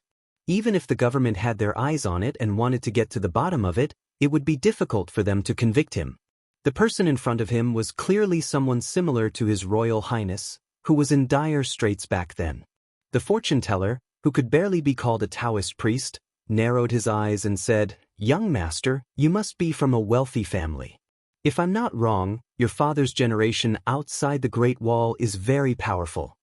Su Fengnian's words hit the nail on the head. He smiled and said, "You saw that my horse was able to follow its master by itself after the reins were loosened. There's no doubt that it's a Bailiang warhorse. In addition, the war is imminent and I dare to take a horse for a stroll here, so you deduce that I'm a descendant of a general, right?" The fortune-teller's smile was forced. The immortal demeanor that he had painstakingly squeezed out disappeared, and he was beaten back to his original state. Su Fengnian sighed and said, "To be honest, in my early years, I was similar to you. In order to make a living, I pretended to be a god and became a fortune-teller. You're a little better than me at that time. In any case, you have a tricycle." Su Fengnian joked, "But to be honest, you're really like a crane in a flock of chickens with your banner. How can you have any business?" The old man laughed and said, "Actually, it doesn't matter. Earning money here mainly depends on writing letters for people or peddling small safety talismans folded from yellow paper. 3 copper coins for one, so my business is passable. Before those Bailiang foreigners left, it was enough for me to eat meat and drink wine twice a day. Commoners like me are just ordinary people. When we pray to Buddha, God, and Bodhisattva, we must first ask for peace and stability. Then we ask for marriage and the right time. Finally, we ask for scholarly achievements and riches. Young master, don't you think so?" Su Fengnian nodded and said softly, "The commoners are actually using 3 copper coins to get peace of mind. You're doing a good thing." As if recalling those happy times of drinking wine and eating meat, the elder's face beamed with joy. However, soon after, he couldn't help but angrily say, "If our prince was a bit more formidable, this little old man's business would still be good for a month or so. Who would have thought that the northern Mang barbarians would attack North Rejecting City so early? What a waste of my life to obtain this trade. I've suffered a great loss. Now that I've returned to the pass, the days will be hard to bear." Su Fengnian laughed and said, "That vassal king really deserves to be scolded. What great grandmaster of Wushu commentary! It's useless." Perhaps he realized that the young master beside him was a son of a general and was closely related to the rise and fall of the Bailiang Su family. In Jianghu, it was reasonable to say too much and it was taboo to talk too much. Therefore, the old man quickly changed his tone and mediated, "You can't say that. It's not easy for our prince to support such a large family property. His luck is not good either. Soon the Baimang barbarians will invade and they won't even give us a chance to fart. It's still not easy for our prince and the border army." The old man seemed to be unable to make up any more lies. He became more embarrassed and seemed to be restrained. His strength to push the cart became weaker. Chapter 1975. Su Fengnian increased the force of his hand and smiled. "Sir, you're lying. Don't worry, even though I'm a general of Bailiang, I can still listen to the words of others. I don't care if they're good or bad. Of course, I'll be happier if I hear good things." The old man and Su Fengnian pushed the cart south and were about to cross the river. The old man looked back at the towering city walls and suddenly stomped his feet. "There are some things that I can't hold back. Even if you bring me to Bailiang City to condemn me, I'll still spit it out." Su Fengnian smiled bitterly. "All right, I'm sure it won't be anything good. Sir, please speak. I'll pretend I didn't hear anything." The old man laughed and straightened his back. He turned north and pointed at Bailiang City. "Sir, I've heard a lot of rumors recently. They're all saying that our prince is too daring. He didn't use so many old generals but chose to use those kids who haven't even grown hair yet. How can we fight this battle? Who won the first battle of Liangmang? Wasn't it General Lu Jinu of Liangzhou's Hutu City? Wasn't it General Wang Lingbao of Liuzhou's Longxiang army? Wasn't it because of Yozhou's Crouching Bao and Crane Luanglo? Wasn't it because of the dead officers of the 3 cities? Wasn't it because of our Bailiang's most outstanding Great Snow Dragon cavalry and the 2 heavy cavalry armies that we've trained for many years? How many young foreigners are there? Only Melancholy Blade can barely be considered one. In my opinion, don't look at how Liuzhou has won a few battles. When it comes to critical moments, young people can't be relied on." The old man turned to look at the side of the young man's face and asked, "Sir, what do you think?" Su Fengyan looked into the distance. Sir's words make some sense. However, the world is strange. Some things that make sense aren't necessarily true. The old man's eyes widened. Sir, are you a scholar or a general's son? Why can't I understand what you're saying? Su Fengyan sighed. I don't deserve to be called a scholar. It shouldn't be wrong to say that I'm a general's son. I grew up drinking sand, smelling horse dung, and listening to drums. After boldly expressing his thoughts, the old man's mood relaxed. He rarely joked. Sir, other than being unreasonable, you're quite easy to talk to. Su Fengyan said helplessly, Old mister, is this a compliment or an insult? The old man laughed and said, Young master, you just have to listen to nice things. You'll never go wrong. Su Fengyan's mood also lightened up, and the haze between his brows gradually faded away. He smiled knowingly and said, I've learned something. The old man didn't ask Su Fengyan to help push the carriage across the bridge. He pushed the carriage south alone. He lowered his voice and muttered to himself, if only the great general was still alive. How would the Beimeng barbarians dare come to our side? Bailiang doesn't even know how to fight. So what if we've won the battle? So many people will still die. I heard that there are 300,000 stone tablets behind Mount Qingliang. They're all empty toys. Being able to live is at least better than leaving behind a name after death, right? Su Fengyan stood still and didn't say anything. The old man certainly couldn't guess the young man's identity. He didn't think that a martial arts master would help him push the carriage, so he continued to complain. In my opinion, since the Central Plains Imperial Court is not a good thing, it's better to directly open the gate and let the Beimeng barbarians enter the Bailiang Pass instead of letting our Bailiang Frontier Army soldiers die outside the pass. As long as both sides don't bump into each other inside and outside the Bailiang Pass, everything will be fine. Let those ungrateful people in the Central Plains suffer. Our people in Bailiang can live a peaceful life. I don't want to see the young king, or I'll definitely persuade him not to be impulsive and listen to the old man's advice. Don't blindly try to be a hero. Su Fengyan narrowed his eyes and raised his head. The autumn wind messed up the young man's hair. Maybe it was because he was miserable, or maybe it was because he felt guilty, or maybe it was both, so the young king didn't speak from beginning to end. On the south side of the bridge, the back of the old man pushing the carriage was getting farther and farther away. Su Fengyan seemed to remember something and shouted, Old man, don't be in a hurry to go south. And don't forget that within 20 days, the people can use the 3 post-house roads from Beiqing City to Liangzhou Pass. There's no need to take a long detour. The old fortune-teller seemed to have heard the shout. He paused for a moment, indicating to the young man that he understood, and then continued to go south. After the mansion was built, the study room received confidential intelligence reports from inside and outside the pass every day. There were reports from the Fu Shui room and the Ying room. Bailiang's intelligence reports were always divided into 3 levels according to priority. Originally, the intelligence reports that were qualified to be sent to the study room were only the A-level intelligence reports. But the young king asked for an extra level of intelligence reports. In fact, it was not important for military affairs, but the new king used it to ease the tension. Although the 2 branches must have done a certain degree of screening, and it was impossible to really send all the intelligence reports to the study room, the number was still relatively large, and most of them were related to the situation of the academy or the scholars' opinions. The content was varied, and there was no lack of some extreme comments from young scholars. The young king always just browsed and didn't comment. There was a comment that the young king personally wrote down and used it as a daily self-reflection.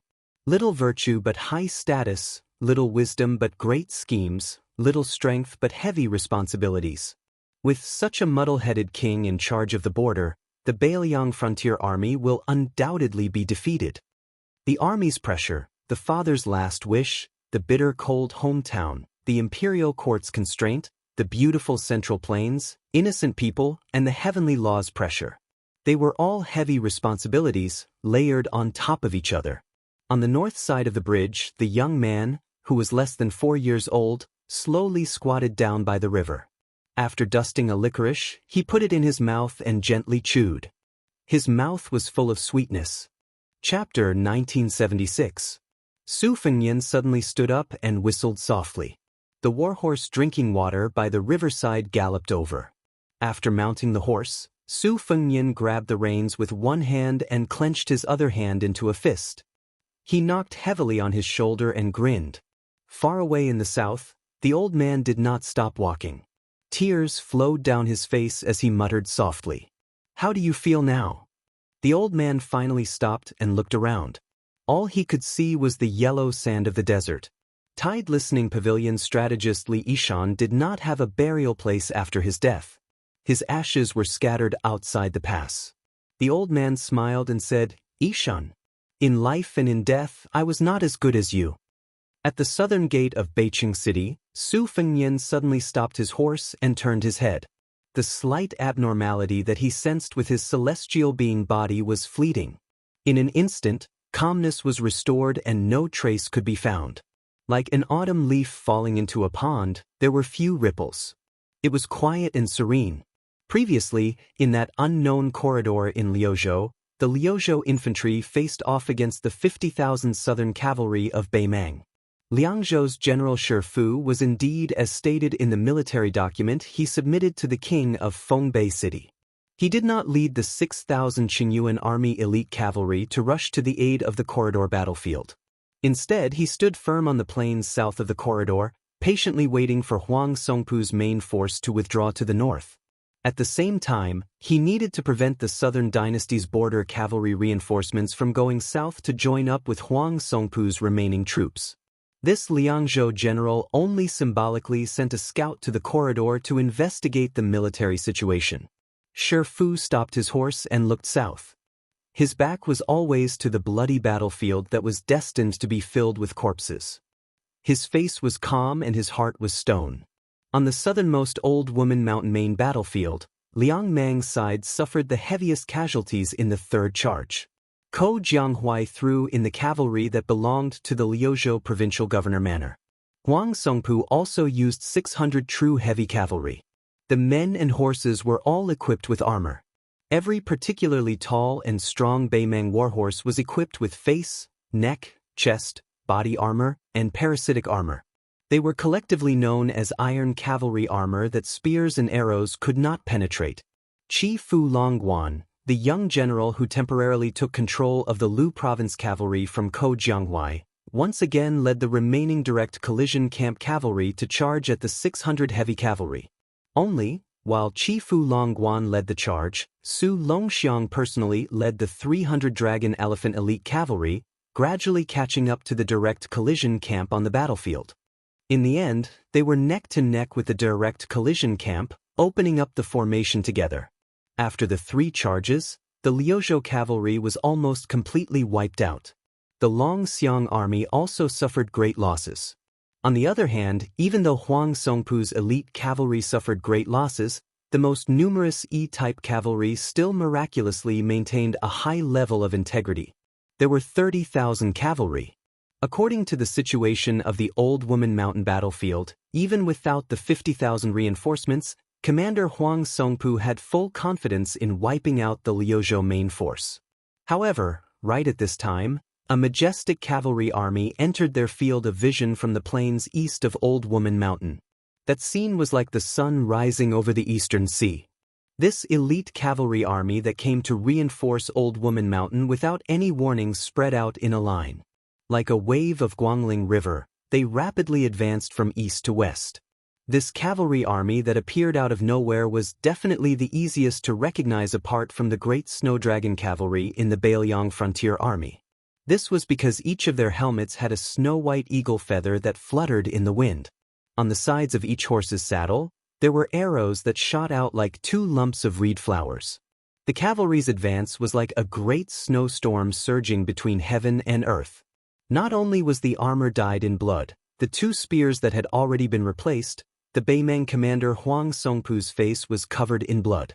He turned his head to the east, his eye sockets about to split apart. On the Old Woman Mountain battlefield, after both sides spared no effort in the 3 vicious attacks, their Beimang cavalry army just happened to be at the original Liuzhou cavalry position. This was originally the plan of this Beimang Southern Dynasty's #1 person. He wanted to wait until Liuzhou's main force suffered great losses, their energy falling to rock bottom. As long as the Beimeng cavalry army was in the southern battlefield, they would be able to form a natural line of defense that could prevent the Liuzhou cavalry from turning back to the south. However, reality proved that the old commander's plan succeeded. However, Ko Jianghuai's plan also succeeded. That young Liuzhou main general didn't plan on withdrawing from Old Woman Mountain at all. He clearly wanted to turn around and surround the Beimeng army. Huang Songpu didn't hesitate in the slightest. He ordered the entire army to do their best to break through the encirclement. Even if they were ambushed along the way, they were not to be entangled in battle. They just had to head north and meet up with the reinforcements that were about to arrive at the northern battlefield of Old Woman Mountain. Victory would still be on the side of Beimeng. Qi Fulongguan, Su Longxiang and Li Fan, these three generals who had fought side by side at Old Woman Mountain, didn't even need to greet each other before they quickly changed their formation. From the left, middle and right armies' Xianxia formation to a horizontal snake formation, stretching out as far as possible to form a long front line. Every dog has its day. It was now the turn of the Liuzhou border army's front, middle, and back to charge. Li Fan's Dragon Elephant Cavalry was in the front 2 rows, Su Longxiang's army was in the middle, and Qi Fulongguan's remaining Liuzhou cavalry was at the back. What they needed to do was no longer to kill the enemy. They only needed to try their best to stop the horse hooves of Huang Songpu's main force from breaking through the encirclement. After Yuan Nanting's White Feather Light Cavalry unleashed 3 waves of arrows from the flanks of Northern Mang's main army, another 6,000 cavalry with an imposing aura found an opportunity to draw their blades in an orderly fashion and charge into the enemy formation. It was as if they had sliced through the waist of Beimeng's cavalry formation. Huang Songpu's direct cavalry, Wanyan's private cavalry, and the 30,000 second cavalry were all sliced in half. The rest of the main force, the White Feather Light Cavalry, began to circle northward, not engaging in a chaotic battle with the Northern Mang army. Instead, they relied on the advantage of light cavalry, which was originally charging from east to west, to quickly circle northward. If someone had just climbed to the top of Old Woman Mountain and looked down at the battlefield, they would probably think that this light cavalry was an ally of the grassland cavalry, and that they were heading north together from the left and right. Beimeng's Kiliarchs and Centurions led their remaining forces to charge fearlessly at the right flank of the White Feather Light Cavalry in despair. Unfortunately, that heroic scene ended up like a stone hitting a river. It couldn't disrupt the pace of the White Feather Light Cavalry at all.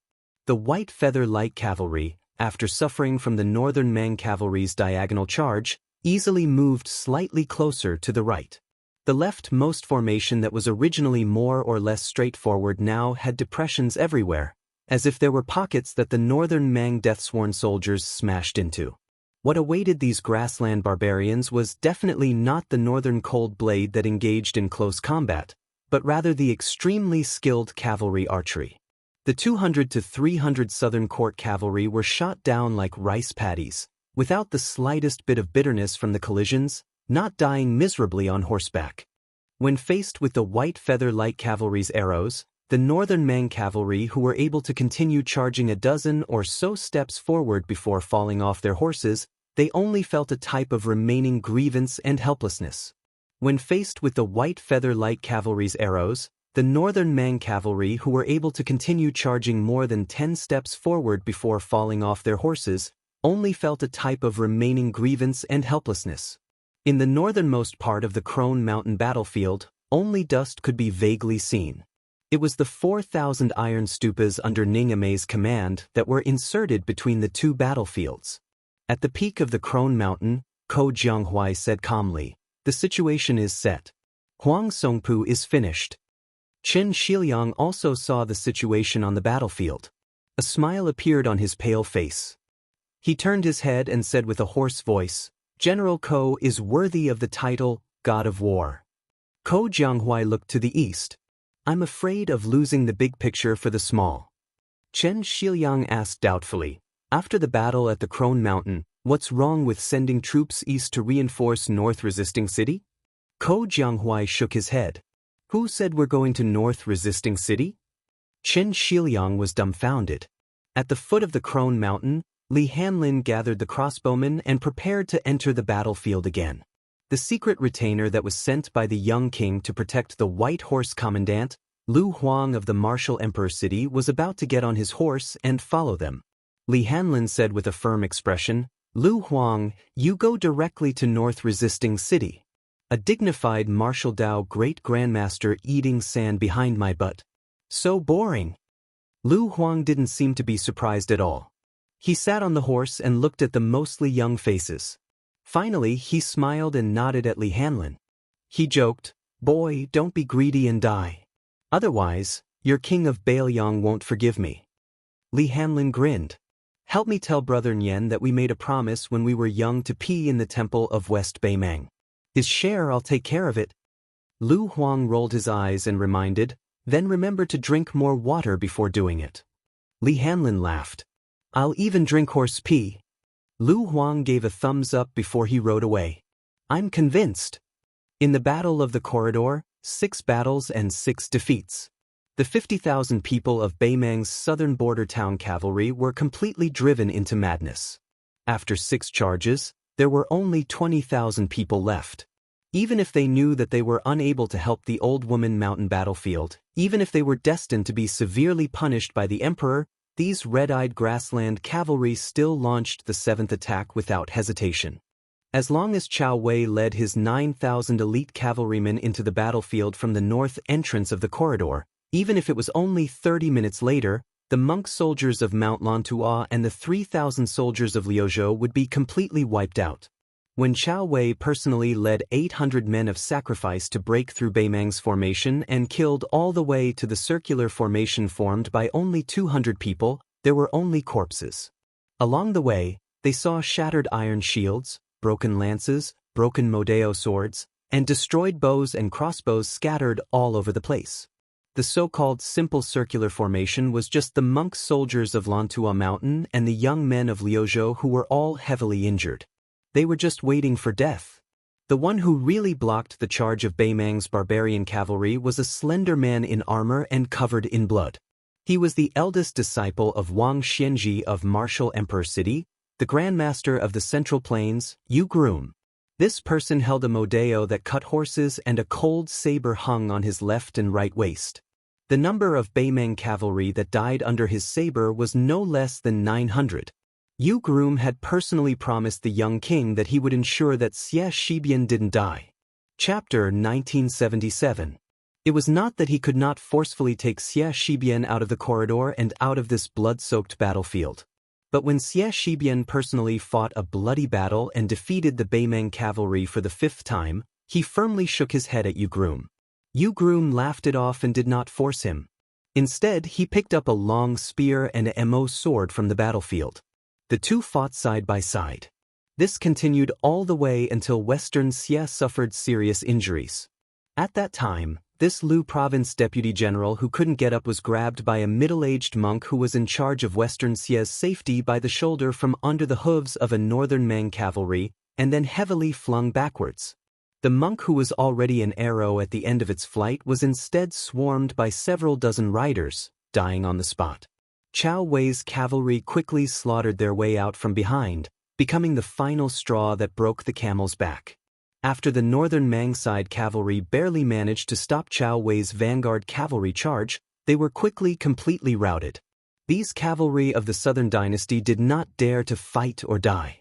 Otherwise, they would not have charged to their deaths 7 times. But Chao Wei's cavalry appeared out of the blue. It was too sudden and too fierce.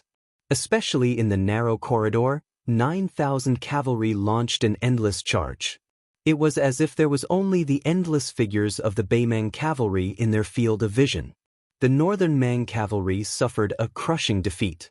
After a major commander led 700 riders under his command towards the bridegroom's ruined circular formation that was clearly already on the verge of collapse, but still wasn't willing to fall, all of the southern court's border cavalry made their way around that unfamiliar martial Dao grandmaster who could hold back 10,000 men by himself, quickly making their way around that circular formation, decisively fleeing south from both sides. Chao Wei jumped off the back of his horse and almost fell. He stumbled into the round formation and finally saw the young general sitting cross-legged with a blade. His helmet was long gone and his armor was broken. Blood blurred his originally elegant face. A one-armed young man from Liuzhou had to use his elbow to lightly press against the back of this general. Chao Wei knelt on one knee and reached out his trembling hand to gently wipe away the blood on the young general's face. In fact, the young general had already lost consciousness. He was just holding on to his last breath, unwilling to collapse.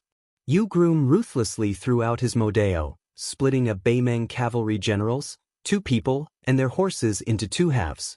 He came to Chao Wei and Xie Shibian's side, squatted down behind them, and reached out to hold Xie Shibian's wrist. Let's not talk about the external injuries, but the internal organs have been injured. Only if you are lucky enough will you have a chance to survive. Without saying a word, Chao Wei turned around and punched the bridegroom's chest.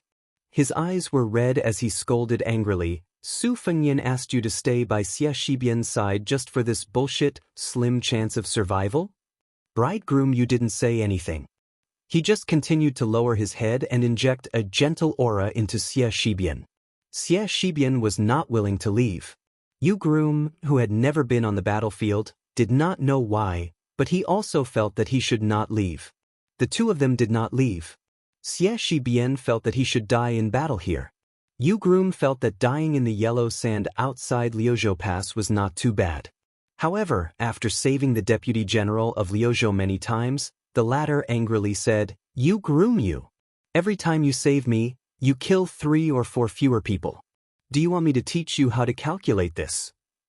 After punching Yu Groom, Chao Wei did not immediately pull back his arm. Instead, he loosened his fist and heavily patted this grandmaster of the Central Plains on the shoulder. He choked out, "Thank you." Yu Groom still did not raise his head. He only asked, "After Xie Shibian's injuries have stabilized, can I entrust him to you and send him to Qingtsang in Liuzhou? I want to go to North Rejecting City."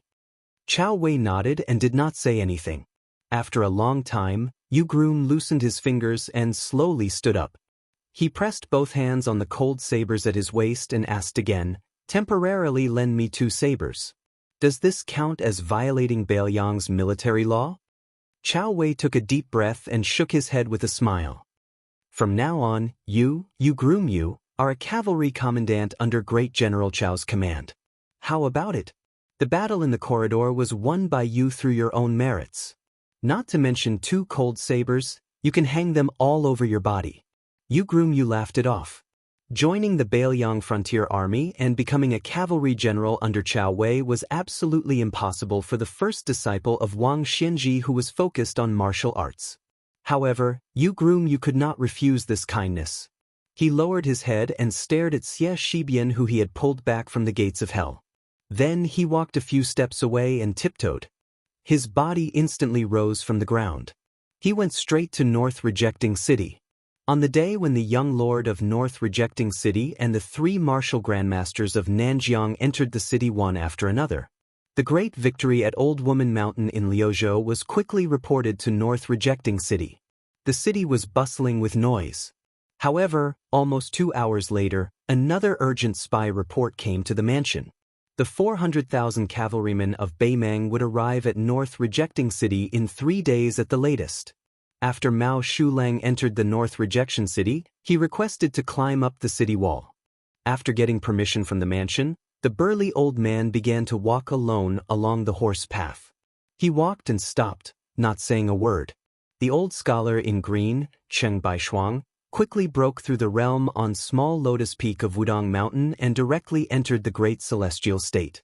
After accompanying his good friend Ji Lu and into the mansion, he stayed in the ceremonial room and learned from the famous literary guru, Chancellor Wang. Only Ji Lu, the chief guest of the Dragon Palace of Nanjiang, came to the study of the second hall to visit the famous young lord of the Central Plains. Su Fengyan did not deliberately go down the stairs to greet him. He just stood at the door of the study with a smile on his face. After leading Ji Lu and into the study, he personally handed him a cup of Bailiang Frontier Army's tribute tea. Ji Lu took the tea and sat down. He went straight to the point and said, Your Highness, if I am willing to go out of the city to fight, is there a place for me? Su Fengnian also asked directly, is it just a formality to fish for fame in the Central Plains? Or do you really want to go all out and fight to the end? Ji Lu gently twisted the tea lid and rubbed the edge of the cup. He raised his head and asked, what's the difference? Su Fengnian smiled and said, if it's the former, it's simple. You don't even need to enter the battlefield. I will let Fu Shui and Yang Ying branch release the news to encourage you. Tu Lin smiled, what if I choose the latter? Su Fengnian said indifferently, then I'm afraid Mr. Ji will have to say his last words to the two old friends of Nanjiang first. Because Beimang's 400,000 troops will come to North Rejecting City in 3 days, you won't have the chance to follow Beiliang's cavalry to fight outside the pass. You will only have an extremely difficult battle to fight. To tell you the truth, even I don't have the confidence to say that I can defend North Resisting City. Ti Lin, who was sitting on the chair opposite the desk, was silent. He hadn't even taken a sip of the tea in his hand. Ji Lu finished the tea in his cup in one gulp and gently placed it on the desk. He then placed his sword on his knees and smiled calmly. If I didn't come to Beiliang with Qing Baishuang, I wouldn't care about the outcome of Liang Mang's war. But since I'm here, I might as well take this opportunity to vent my anger. Su Fengnian said softly, decades of hard work in martial arts. It's not easy to have the cultivation of a grandmaster. Ji Lu suddenly laughed angrily. Speaking of martial arts, Your Highness, are you saying that I, Ji Lu, have spent decades of my life as a dog? Su Fengnian was stunned for a moment. He quickly waved his hand and said with a smile, Mr. Ji, don't say it out loud. Ji Lu glared at him. At this moment, Ji Lu quickly turned his head and was shocked to see a young girl hanging upside down outside the window. She pointed to Su Fengnian's direction. Su Fengnian said softly, I know, don't worry. Not long after, the peach blossom sword god, Dong Tai, who had 2 swords hanging from his waist, slowly walked into the study. Ji Lu stood up and nodded to Dong Tai to greet him. There had always been many talented swordsmen in the world of swordsmen. But after the death of the previous generation's sword god, Li Chungang, there was only one person in front of him who was worthy of being called the most talented swordsman. Since Ji Lu was a swordsman, no matter if he was conceited or arrogant, no matter how high his status was in Jianghu, he should respect this ordinary-looking middle-aged swordsman. After Dong Tai calmly returned the greeting, he directly turned his head to look at the young king and asked, I won't drink the tea. Just tell me, when will the war with Beimang start? Where do you need me to be? Su Fengnian said, I may need to trouble you to fight twice. The first time will be quick, in a few days. The second time, it may only be the 2 of us, and the battlefield will be further away. Dong Tai said calmly, the 2 swords I brought are enough. After saying this, Dong Tai turned and left. Ji Lu also said goodbye to Su Fengnian and followed the peach blossom sword god's footsteps to ask him some questions about swordplay. There were different levels of knowledge and specialization in different fields. Dong Tai could be said to be the top swordsman in the world, whether it was swordplay or swordsmanship. Most importantly, although Ji Lu was only at the mysterious finger realm, he had never shown his trump card, the 3 swords. He believed that his power could kill a celestial state master. Dong Tai had always been recognized as the world's #1 mysterious finger realm master. He was even better than Catman Han Xianxia. How could Ji Lu not be tempted to ask for some advice? On the same day, the Snow House Spear Saintly Hongho and many other top Jianghu bosses entered North Reject City. Su Fengnian did not show up, even the polite greetings were skipped. It was only when a blind female Guqin player entered the city that Su Fengnian personally went to the gate of the mansion. The 2 who had faced each other in life and death in the past walked together to the meeting hall. Su Fengnian asked curiously, Miss Shui, do you have a message for Su Su or this old man Lu? The blind lady with the Guqin bag shook her head and said, Su Su's guilt towards Beiliang, I will repay it. Su Fengnian stopped in his tracks. Have you ever thought that if you die outside Liangzhou Pass, who will repay Su Su's regret for the rest of her life? Shui Songguan's tone was as cold as usual. I only know that Su Su is not happy. I did not do what I could, I will not be happy in this life. Su Fengnian shook his head and said in a low voice, Xue Songguan, I advise you to return to Western Shu and return to Su Su's side. Chapter 1978. Xue Songguan also shook her head. I can't let him continue to think that Su Su is useless. Su Fengnian blurted out, have you ever thought about what Su Su wants, and what she wants the most? Xue Songguan turned her head. She, who was blind, gently looked at the young king. Su Fengnian was suddenly speechless. What was the difference between the things he had done and this seemingly unreasonable and stubborn woman? Su Fengnian let out a heavy breath and bitterly smiled. Then stay. Xue Songguan nodded. The two continued to move forward. Su Fengnian suddenly said, at this moment, Shortcake must be jealous. Xue Songguan smiled knowingly.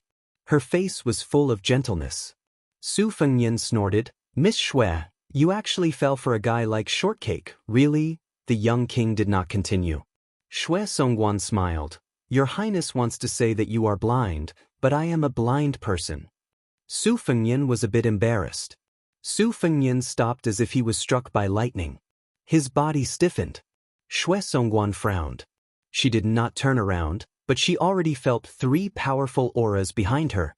One of them was so majestic that it was suffocating. A young man and a young woman. Both of them had shocking bloodstains on their bodies.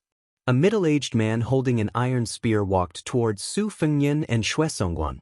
Su Fengnian slowly turned around and looked at the 3 people who were supposed to be at Huayang Pass. Su Yanbing, the current sword crown of the Wu family's sword tomb, Wu Luding, and sword attendant Zuihua. Su Yanbing smiled. Don't worry, the outer city of Huayang Pass is still there. Su Fengnian was relieved, but his face was still dignified.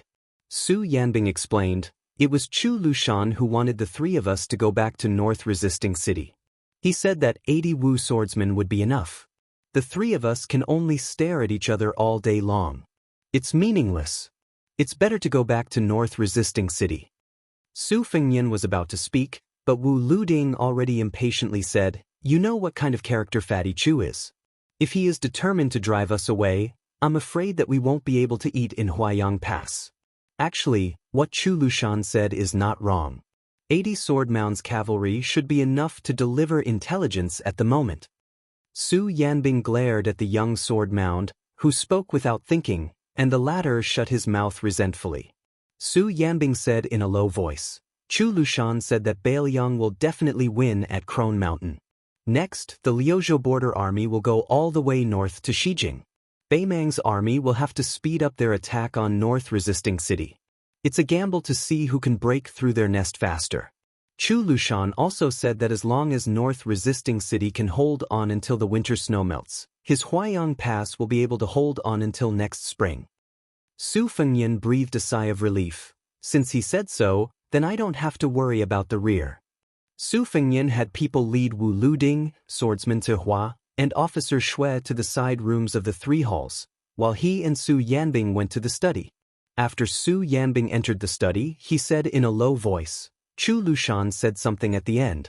He asked you to remember that if you still want our Bailiang border army to have the last laugh, then the great snow dragon cavalry and the 2 heavy cavalry cannot be used in this battle. Su Fengnian was silent. In the end, Chu Lushan just didn't want the Bailiang cavalry to die on the way to Huayang Pass. Bai Yu personally saw Xianxia out of the city. Mr. White Lotus wasn't good at riding, so he sat in a carriage and Xianxia followed on horseback. The carriage stopped north of the river crossing bridge. Bai Yu got off the carriage and Xianxia led the horse forward. The 2 walked to the middle of the wooden bridge together. Xianxia couldn't help but ask, why did you come to North Resisting City to be the provincial governor of Liangzhou? Why didn't you stay in Liangzhou? Bai Yu rested his elbows on the bridge railing and propped up his chin. Looking at the slowly flowing river, he said calmly, on the one hand, if we stay in the Liangzhou provincial governor's mansion, we have to depend on others' whims and whims. We're firmly suppressed by Song Dongming, the deputy administrator overseeing Mount Qingliang.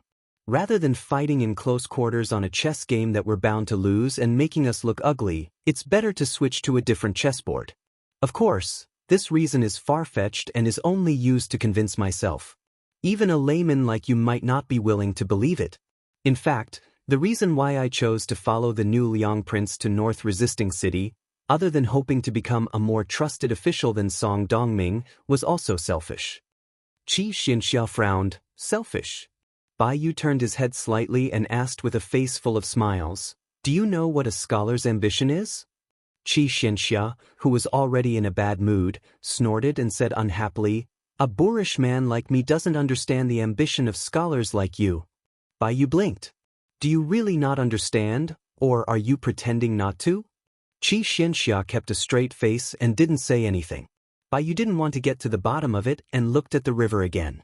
However, he took a step back, shook his sleeves, and straightened his clothes. In an era, in a country, someone has to stand out resolutely at a certain moment and stand in a certain position. Just stand there. Not one step back. As long as you stand there, you have an unshirkable responsibility. On the battlefield, Lu Jinu of Huda City and Wei Jingtang of Hengshui City were like this. In the court, Zhang Julu was even more so. Now, it's the turn of the new prince of Liang, Su Fengyan. Bai Yu narrowed his eyes and looked into the distance. I don't care what Su Fengyan's goal was or what his original intentions were, but in the end, he chose to stand there. In any case, I, Bai Yu, only look at the results and don't ask for the reasons. Therefore, I also chose to stand here.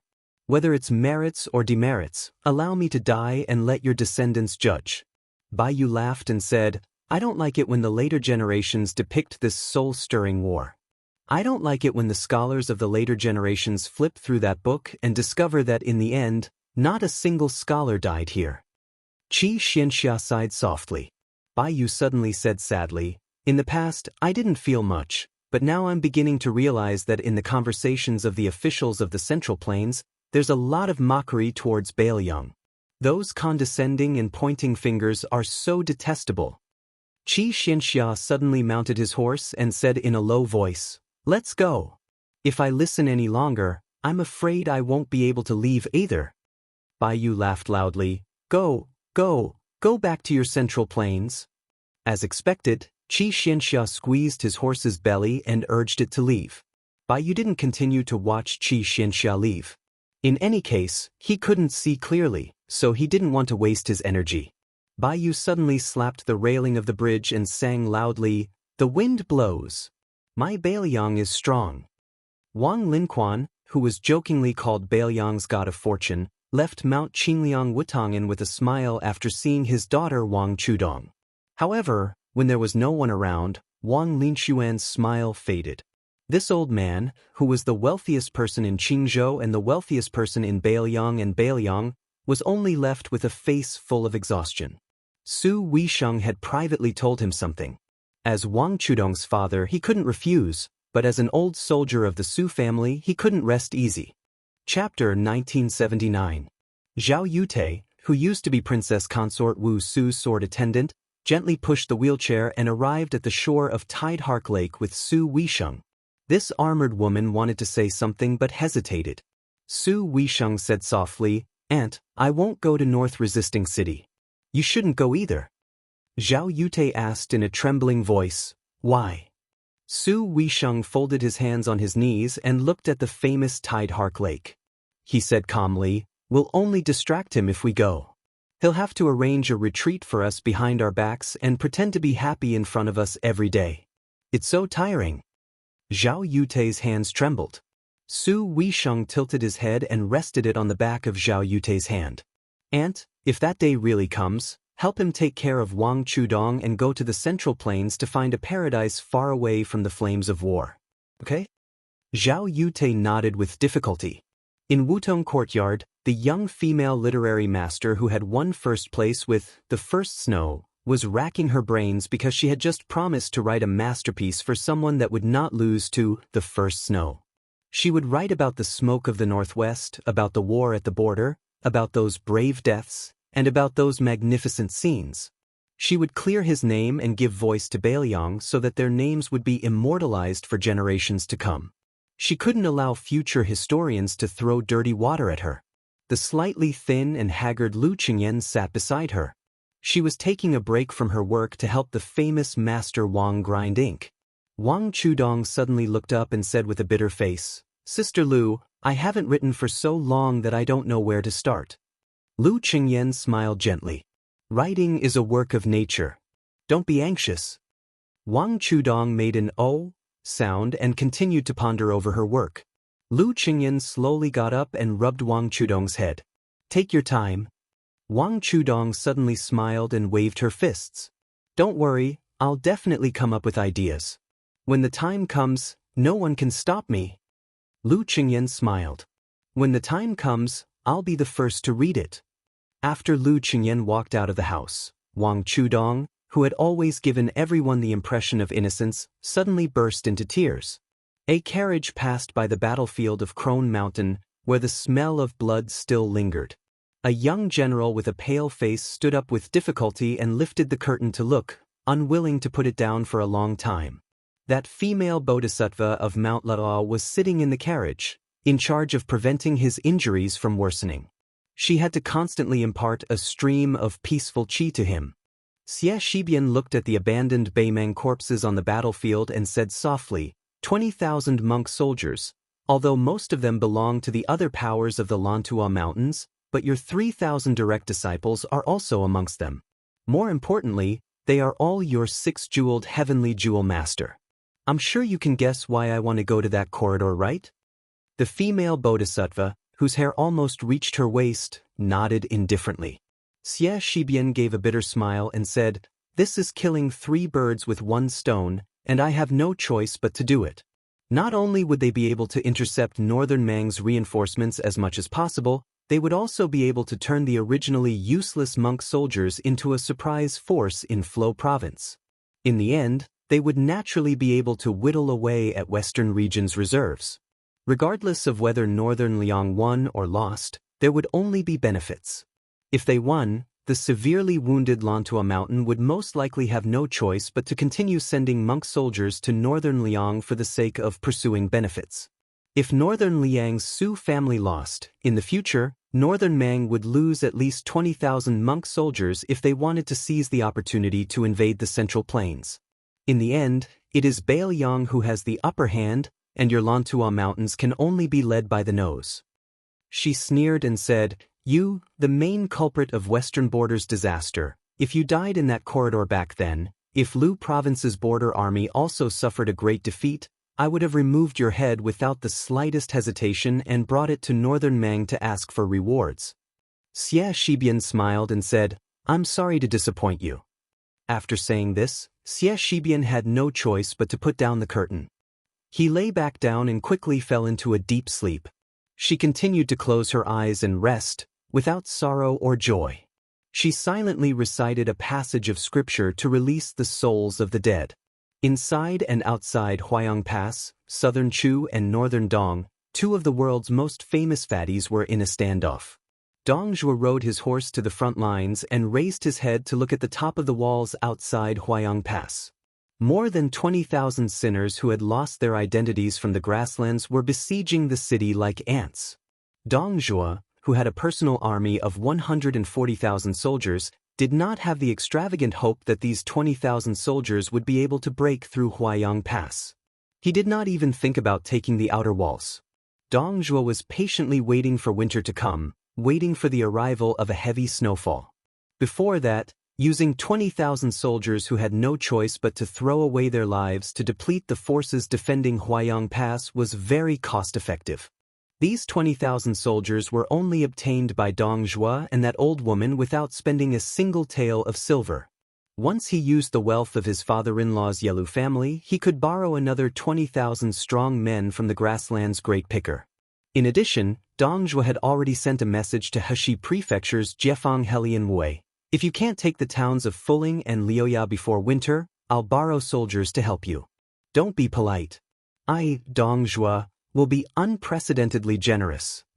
When the veteran general Helian Wei, who was famed for his ability in warfare, heard this, he did not even bother to reply. He launched a large-scale assault on the city, day and night. His offensive was far more powerful than that of Huayang Pass. Dong Zhuo habitually tapped his teeth together like the world's softest drum. Chu Lushan stood on the walls of the inner city and similarly gazed at the assaulting army in the distance. Chu Lushan was clad in iron armor and exuded an awe-inspiring aura. The Bailiang Protector General crossed his fingers and tapped them together expressionlessly. Beimang's crown prince, Yelu Hongkai, did not ride a carriage. Instead, he wore golden armor and rode a horse in the middle of the army. Looking around, the grassland cavalry stretched out endlessly. It was said that in history, the emperors of the Central Plains had to ride a giant chariot pulled by 8 horses. However, the grassland did not follow this custom. However, this crown prince felt that after he became the ruler of the Central Plains, he could change this custom. He did not think that the emperor, whom he feared from the bottom of his heart, would actually be willing to let him hold real power and not be a puppet. The Qiushui army around him that only listened to him was proof of this. Although the appearance of Yelu Dongchuang and Chun Zhemo and Tuoba Chiyun was a bit of an eyesore, it did not affect the overall situation. As long as he took every step carefully, those two would not be able to cause any trouble. One of them had a grandfather who was a senior official of 3 dynasties, while the other's father was the Beimeng god of war. Their backing was indeed frightening, but could they compare to him? Out of the corner of his eye, he inadvertently saw the woman sitting high on the horse beside him. It was his wife, the crown princess in name. If it was said that he was quite respectful to her in the beginning and treated her honestly, and there were many times when she was his backbone, an existence that he needed to look up to. But after that person quietly appeared, the relationship between husband and wife became more and more distant, almost going from treating each other as a guest to treating each other as cold as ice. Thinking about the lover that was destined to never be revealed to the public, the Beimang crown prince felt a little regret and guilt. However, compared to the country and the Central Plains that had never had a ruler of the grassland, the choice was obvious. Who asked that Bailiang young man surnamed Su and his so-called 300,000 cavalry to be so useless and about to become his prisoners? The Beimang crown prince was filled with pride for the first time. He wanted to roar out loud. I have 400,000 cavalry under me. How can a lone north-denying city stop me? Chapter 1980. In the night, candles as thick as a baby's arm were lit in the meeting hall of the mansion, illuminating the spacious hall as bright as day. The generals and generals in the hall were gathered together, possessing a kind of invisible brilliance, which complemented the brilliance of the lanterns in the hall. The commander-in-chief of the Northern Liang Cavalry, Yuan Zhuozong, and great ancestor Gu, Chen Yunchui, were the 2 deputy commander-in-chief of the infantry troops stationed in Liangzhou. There was also Yang Xinxing, a deputy military governor who had truly integrated into the Northern Liang border army. Lu Dian, who had previously been the deputy general of the Great Snow Dragon Cavalry as the deputy general of Yuzhou, was now in charge of a heavy cavalry. There were also Chao Xiaojiao, Hong Xinjia, and the others who specially came from Yuzhou, as well as a large number of generals and captains who were temporarily summoned to North Jiebei City, such as Lingzhou's deputy commander Wang Zhi and Huang Xiaokuai, the 2 Tongguan captains who guarded the east gate of Liangzhou, Lingzhou's Funqiu captains Zhu Boyu, Beigua captains Ren Chunyun, and Jiao Wui who replaced Huang Xiaokuai as the Pearl captains. Many generals gathered together to discuss how to defend North Jiebei City. Among them, Hong Xinjia, who built the Gourd Wu Fort's beacon system single-handedly, actually did not have a high rank, but at this time, together with the young lord and the 2 deputy commanders of the border army, they were all listening attentively to the details of defending the city. A large number of green-robed counselors were present to listen. Madman Hong Shuwen was undoubtedly the fastest promoted legendary figure in the White Horse Righteousness. At a young age, he was already the commander of a provincial cavalry army under Lingzhou's General Han Laoshan. This time, he followed the 2 deputy commanders to North Jiebei City outside the pass. This valiant warrior who had followed His Royal Highness to the Central Plains Jianghu and rushed to the Iron Gate Pass of the Western region to kill Prince Zhao Kai of Liang was not present in the hall. Instead, he stood at the gate with his saber in his arms and closed his eyes to rest. His aura was cold, like a merciless door god, who would draw his saber at anyone who disagreed with him. Liangzhou's provincial governor Bai Yu, Liangzhou's chancellor Wang, and Southern Border's Grandmaster Cheng Baishuang walked over together. After the three of them met, they hit it off and chatted happily. Chancellor Wang then sneakily took out a few pots of green ant wine that he had kept for a long time and pulled the two scholars to drink together. An hour ago, after the counselor informed him that there would be a meeting in the main hall tonight, Chancellor Wang, who was in a good mood, felt a bit embarrassed. If he staggered into the heavily guarded main hall with the smell of alcohol all over his body, it would be inappropriate. Besides, Chancellor Wang didn't have that kind of courage. He was already so old, so no matter how thick his skin was, he really couldn't endure the sharp gazes of those crude generals. Chancellor Wang clearly knew who was the soft persimmon in this North Jiebei city. It was not Li Gongda or Yang Shenxing, this kind of old fox, nor was it Bai Yu, this kind of gentleman. It was not even that group of hot-blooded military counselors. It was obviously the young king. Even if the old gentleman did not keep his mouth shut and leaked the story of how he came out by leaning on the wall, wasn't it all loud thunder but small raindrops? He was only defeated by the young king who flew into a rage out of humiliation on the chessboard. Other than that, Chancellor Wang did not dare to show the slightest strange indulgence of a famous scholar. The reason was very simple. The old gentleman knew that the civil and military leaders of Bailiang would never fall for this trick, and the old gentleman himself was not good at it. Therefore, Chancellor Wang only dared to pull the two people to the entrance of the meeting hall after using all his strength to disperse most of the wine smell. As a result, the door god at the entrance did not stop the distinguished and elegant Mr. White Lotus, but he stopped Chancellor Wang and Cheng Baishuang. Bai Yu, as the little celestial master of the Celestial Master Mansion on Mount Longhu in the ancestral court of Taoism in the past, also vividly carried forward the style of sacrificing friends rather than oneself. He turned a deaf ear to the old gentleman's request for help behind him. After striding over the threshold, he only turned his head and cast a helpless look. Chancellor Wang had originally promised Cheng Baishuang that they could enter the meeting hall hand in hand, but his old face suddenly became bleak. He first gave Cheng Baishuang a heroic smile, indicating that she could rest assured that he would take care of everything. Then he turned around and whispered to the young general, saying that His Highness trusted this Grandmaster of Southern Border very much and that Cheng Baishuang was a person with a strong character, so she would definitely not cause any trouble, let alone leak military secrets. Hong Shuwen held his knife with both hands and completely ignored him with a straight face. No matter how the old gentleman lowered his head to flatter him, he just blocked the door and refused to let him pass. Chancellor Wang, who was talking until his mouth was sore, could only act shamelessly. He didn't care about being a scholar anymore and glared at him. Hong Shuwen, do you believe that the king will not let me enter the meeting hall if I cry out my grievances at the top of my lungs?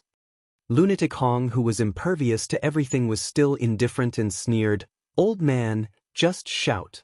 When the time comes, as long as the king agrees personally, I will make way. Otherwise, based on your ridiculous smell of alcohol, I would have really gone all out with you today." The old gentleman glared at him like a bull's eyes. Hong Shuwen said lazily, "What? You're not convinced? Chancellor Wang wants to bully me just because you're older than me?" The old man almost spat out a mouthful of blood on the body of this shameless young general. The old man was indeed a person who learned real knowledge from reading books. He lowered his voice and stretched out a finger. Hong Shuwen sized him up from the corner of his eyes and his face was filled with disdain. The old man reluctantly stretched out two fingers as though he was parting with something precious. Hong Shuwen muttered to himself, "Scholars are just not straightforward." The old man took a deep breath and stretched out a palm to slap the arm of this young man heavily. He said with a face filled with grief, "I only have this much. Killing people is just a matter of time. Hong Shuwen, give me a straightforward answer." Hong Shuwen raised his eyebrows and shifted his feet to make way for him. He said with a smile, "After the meeting ends, I will personally go over to your side to get the wine. 5 pots of green ant. If you dare to miss even one pot, I will tear down your etiquette wing. It's only a few steps away anyway. Also, remember, don't get too close. Just stand at the edge of the room with counselor." The grief-stricken old man didn't even try to bargain and hurriedly crossed the threshold. He didn't forget to turn his head and whisper to Cheng Baishuang, Old Cheng, it's a cool breeze and bright moon outside, the scenery is pleasant. I won't accompany you. When Chancellor Wang was about 7 to 8 steps away from the door of the meeting hall, he suddenly turned around and pointed at Hong Shuwen. His face was filled with the expression of a petty person who had achieved success, mixed with the action of rolling his eyes and shaking his head. Hong Shuwen immediately realized that the 5 pots of green ant wine that he had agreed on earlier were definitely wasted. He raised his leg and made a kicking action. Chancellor Wang hooked his finger, looking like he was asking for a beating. However, when the old man saw that Hong Shuwen was about to barge into the meeting hall with a sneer, he immediately slipped away. Hong Shuwen wasn't surprised. He turned around and continued to hug his knife with his eyes closed. It was an eye-opener for Cheng Baishuang, a Mr. White Lotus who spoke elegantly and was proud of himself, a right chancellor of Shangyin Academy who almost dominated the literary world in his early years. How could he be so shameless when he came to Beiliang? Cheng Baishuang, who cultivated both civil and martial arts and had profound attainments in both, didn't know whether to laugh or cry. However, he didn't get angry and didn't leave in shame. Instead, he stood outside the door of the meeting hall and looked inside. He asked softly, "May I ask this general, can I stand here and listen to the meeting inside the room?"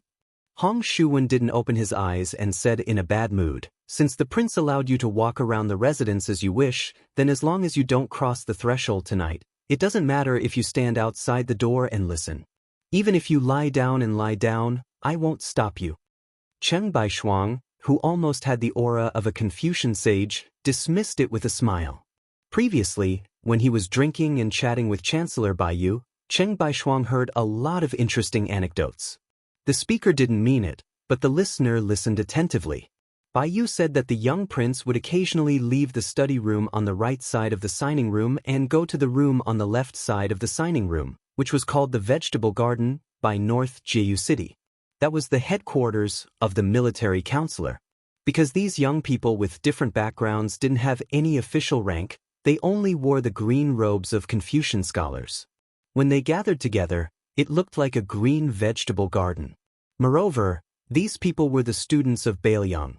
Whether they were born in Beiliang or scholars from other places, they all took root and grew up in North Jeju City. From time to time, Su Fengnian would go there to sit, regardless of day or night. There were no long speeches. He just chatted with those scholars who were mostly of the same age. Most of them were trivial matters. At most, they talked about writing articles and learning. On the contrary, they rarely talked about the important matters of the country.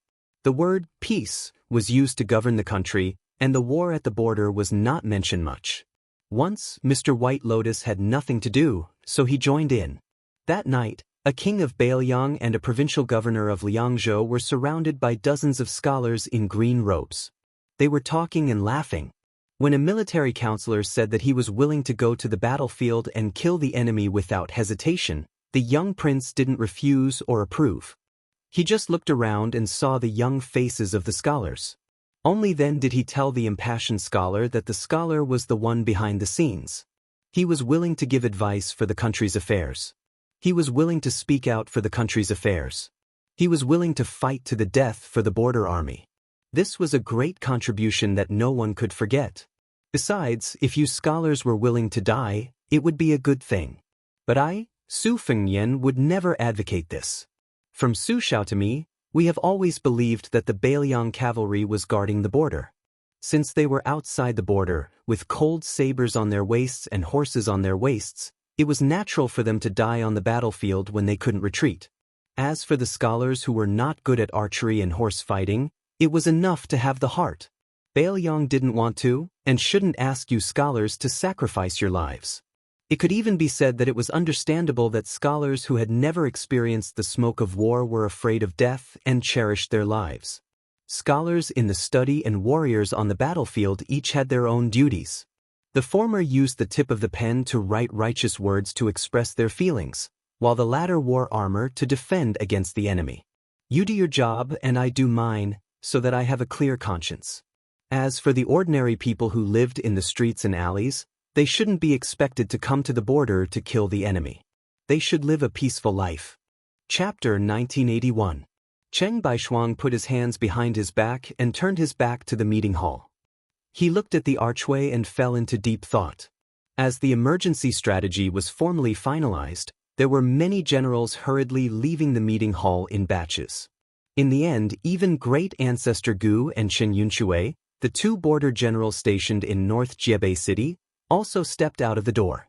The young king and Chancellor Wang finally walked out side by side and came to Cheng Baishuang, who had been standing at the door for nearly 2 hours. Bai Yu had already gone to the house to discuss matters. He was destined to stay up until dawn, so he didn't have time to greet Cheng Baishuang. The young king saw the southern wilderness master who relied on the opportunity of the Confucian sage to reach the great celestial state in Wudong Mountain. Su Fengnian chuckled softly. After Chao Changqing and Xianyuan Jingqing, there will finally be another Confucian sage in the world. The three of them walked down the stairs together. Cheng Baishuang shook his head and said, "Limited by the pattern, I can't reach the realm of Confucian sage." Su Fengnian wondered, "What do you mean?" Cheng Baishuang smiled and said, "Even now, I still don't have the state of mind to establish a heart for heaven and earth, to inherit the lost knowledge for the past saints, and to create peace for all ages." Su Fengnian nodded, but he didn't look down on the old Confucian scholar. Cheng Baishuang suddenly asked, "Your Highness, what do you think is a scholar?" Su Fengnian thought for a moment and replied, "Scholars rule the country, peace and prosperity." Cheng Baishuang asked again, "In troubled times, when the country is in trouble, what should scholars do?" Su Fengnian said without hesitation, "Don't ask too much of them." Cheng Baishuang smiled and asked, "Shouldn't scholars rise up resolutely to save the country?" Su Fengnian smiled and dismissed it, "That's none of my business. The responsibility of scholars is chosen by scholars themselves. Whether they are willing or not, whether they dare or not, whether they can do it or not, it's all the scholar's business." Cheng Baishuang seemed to be a little surprised by this statement. After a long silence, he smiled and said, "That's true." At daybreak outside Jbei City, a horse galloped from Luzhou's Old Woman Mountain to the east of Jbei City. Before approaching the city gate, Lu Huang suddenly pulled the reins and stopped the horse. Turning his head, he saw a man who was far away from the battlefield but was still clad in iron armor and had 2 sabers at his waist. The man was looking up and smiling at him. Lu Huang dismounted from his horse and felt an extremely unfamiliar strong murderous aura from his senior brother. He couldn't help but ask, "What about that Xie guy?" Groom Yu sighed softly, "I can only say that he's not dead yet. Xie Shibian's injuries are extremely severe." Lu Huang didn't say anything more. Groom Yu hesitated for a moment. "Junior Lu, I have a favor to ask of you." Lu Huang said without hesitation, "Just say it."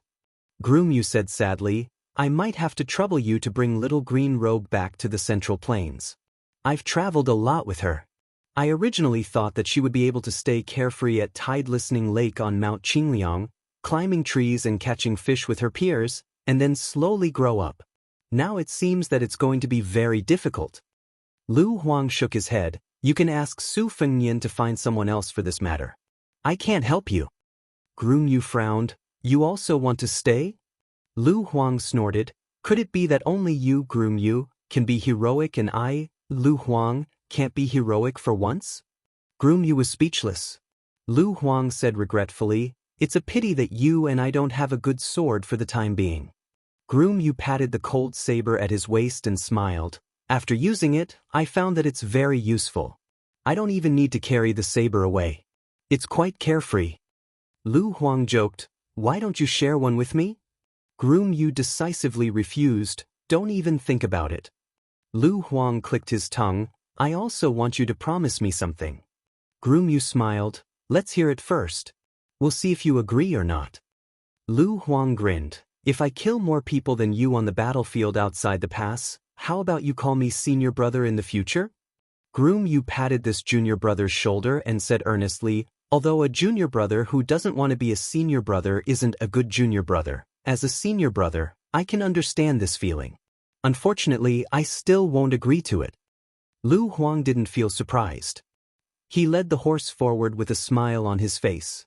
In the many years in Eastern Sea's martial emperor city, The two of them didn't have any interactions and wouldn't chat casually like this. Groom Yu, who seemed to be easy to talk to but was actually the hardest to talk to, was too talented, too good of a bone structure, too high of a cultivation, and too deep of a comprehension of the sword. Therefore, even if he had the best temper among all of Wang Xinji's disciples, he would give others the feeling that he was looking down on you. Lu Huang really couldn't like that kind of Groom Yu. The current Groom Yu and his junior brother, Lu Huang, who was extremely competitive, couldn't be hated. Groom Yu suddenly said, "If I can leave Baoyang's border alive, I will find a graceful and charming girl and find a peaceful and quiet village to spend the rest of my life with." Lu Huang nodded, "Not bad." Groom Yu sighed, "It is very good. However, I am also quite worried right now. With my appearance as a bridegroom, finding a beautiful young lady from northern Liang's Toaji County would be a piece of cake. But junior martial brother, with your appearance, what should I do? What if I see a girl that I don't like and want to introduce her to you, but they only like me? It will be very difficult for me." Lu Huang took a deep breath. He took another deep breath. Only then did he resist the urge to beat him up. At noon, in a secluded courtyard of the feudal residence, a white-haired, white-clothed, one-armed old man raised his cup and drank wine leisurely.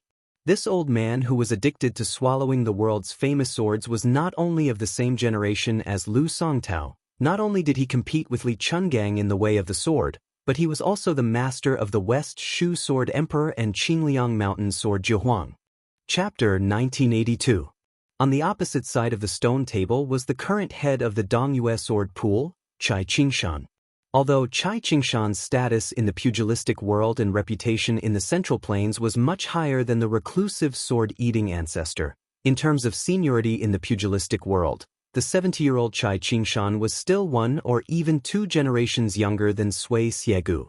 Sui Xiegu had once visited the sword pool when he was 30 and defeated an elder of the sword pool with the surname Song.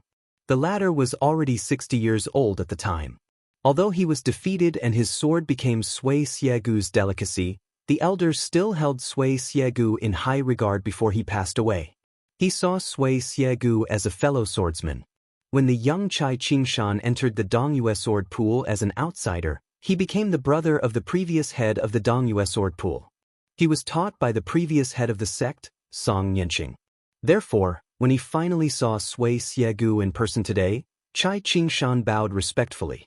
Sui Xiegu recalled the past and said slowly, "Back then, whenever Li Chungang defeated a famous swordsman in the pugilistic world, I would follow closely behind and join in the fun. However, after some swordsmen lost to Li Chungang, their sword hearts were covered in dust and their sword wills were shattered. Naturally, I had an unfair advantage." At this point, Sui Xiegu glanced at Chai Qingshan and sneered. "Song Yanqing's father, your master, was such a person. He could not afford to lose, and after being humiliated, he died in depression. On the other hand, although your martial granduncle's swordsmanship was not as good as his nephew's, his temperament was clearly more tenacious. After losing to me, he trained himself for 20 years. When we fought again, he still lost. But do you know what that 100-year-old old man said with a smile when he saw me break his sword with his own eyes?" Chai Qingshan shook his head. Sui Xiegu narrowed his eyes and sighed. That old man laughed and said that his mother's life was only 100 years. How could a 3-foot sword be enough? This old man still wants to practice swordsmanship in his next life and the next 100 years. Chai Qingshan was silent, but his mind was filled with longing. Sui Xiegu said calmly, "Speaking of which, your master's swordsmanship was destroyed. His heart was not strong enough. After all, as the head of a sect, especially in the Dongyue sword pool, which had a long history of swordsmanship, he probably had to bear the burden of his family's prosperity since he was in his mother's womb. Naturally, it was hard to let it go." Chai Qingshan, who was still the head of the sword sect, sighed. Sui Xiegu said, "It's even harder." Chai Qingshan was stunned. At this moment, Hong Shuwen, who did not leave North Jebei City with Wang Ji and Huang Xiaokuai, walked into the courtyard. He was holding a huge wooden box. His expression was as if someone owed him 1,000,000 taels of silver. He slammed the wooden box on the stone table. He stared at Sui Xiegu and said, His Highness asked me to bring this to you. There are 6 swords in a box. Other than the 2 swords of Fuji of Shu, there are also the 4 swords of Jingshi and Dragon Scale that were kept in Tide Listening Pavilion for many years. Sui Xiegu casually opened the wooden box. The sword chi was dense. The small courtyard was like it was in the middle of winter. There were indeed many peerless and famous swords, like each and every one of the beauties who were beautiful enough to cause the downfall of a city, but were kept in their boudoir. Sui Xiegu muttered to himself, "It's rare for that kid to make a loss." Sui Xiegu waved his sleeves and closed the sword box. He raised his head and smiled. "This is definitely not your Highness' original intention. If I'm not wrong, it's Su Weisheng's daughter's idea?" Hong Shuwen was not in awe of some sword-eating ancestor. He said unhappily, "I'm only responsible for sending the swords here." Just as the young man was about to turn and leave, Sui Xiegu suddenly opened his mouth and said, "For swords should be enough for me to make a move. You can take back 2 swords. This old man is not someone who would take advantage of a burning house." Hong Shuwen bent down at lightning speed and opened the sword box. He hurriedly asked, "Senior Sui, may I ask which 2 swords of Fuji are?" Sui Xiegu laughed coldly and could not be bothered to answer. The sword was named Fuji. It was very easy to recognize. The body of the sword was long and narrow and there were inscriptions on the scabbard. Hong Shuwen did not spend any effort to identify it. However, he was not sure which sword was the Fuji that was equally famous as Fuji. After much difficulty, he identified the other 3 swords. In the end, he had to choose between 2 swords. He was hesitant as he was afraid that if he took the wrong one, he would cause His Highness to suffer a huge loss. Sui Xiegu reached out and twirled his snow-white eyebrows with a playful smile. Hong Shuwen gritted his teeth and was about to pick up an ancient sword that looked like a Fuji.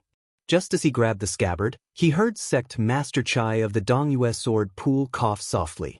Hong Shuwen immediately put down the long sword in his hand and grabbed the other sword in the black scabbard. He held one sword in each hand and laughed happily as he left quickly. Chai Qingshan hesitated and said, "I hope Senior will not take it to heart." Sui Xiegu had an indifferent expression. "It does not matter." At dusk, an old man in scholarly robes who had taken off his Taoist robes slowly walked towards the bridge towards the north. A tall woman in white blocked his path on the bridge. The old man did not care. He walked onto the bridge and asked with a smile, "Celestials, why are you making things difficult for immortals?" The woman with snow-white eyes said coolly, "The heavens will not tolerate the actions of great rebels." The old man smiled and pretended to be surprised. "Oh." The tall woman was the Qi cultivator grandmaster Tantai Pingjing. Her gaze grew sharper. "Zhao Chongling, you were not suppressed in the water-moon sky well back then because the heavens had given you a way out. I advise you not to reach for a yard after being given an inch." The old man made a sound of acknowledgement. "So what?" She stood in the middle of the bridge. "If you dare to come forward, even if I have to fight Su Fengyan, I will destroy your soul." The old man laughed. "You scared me to death." The old man suddenly stopped smiling. "Pity, I am the immortal of the heavens, Zhao Chongling."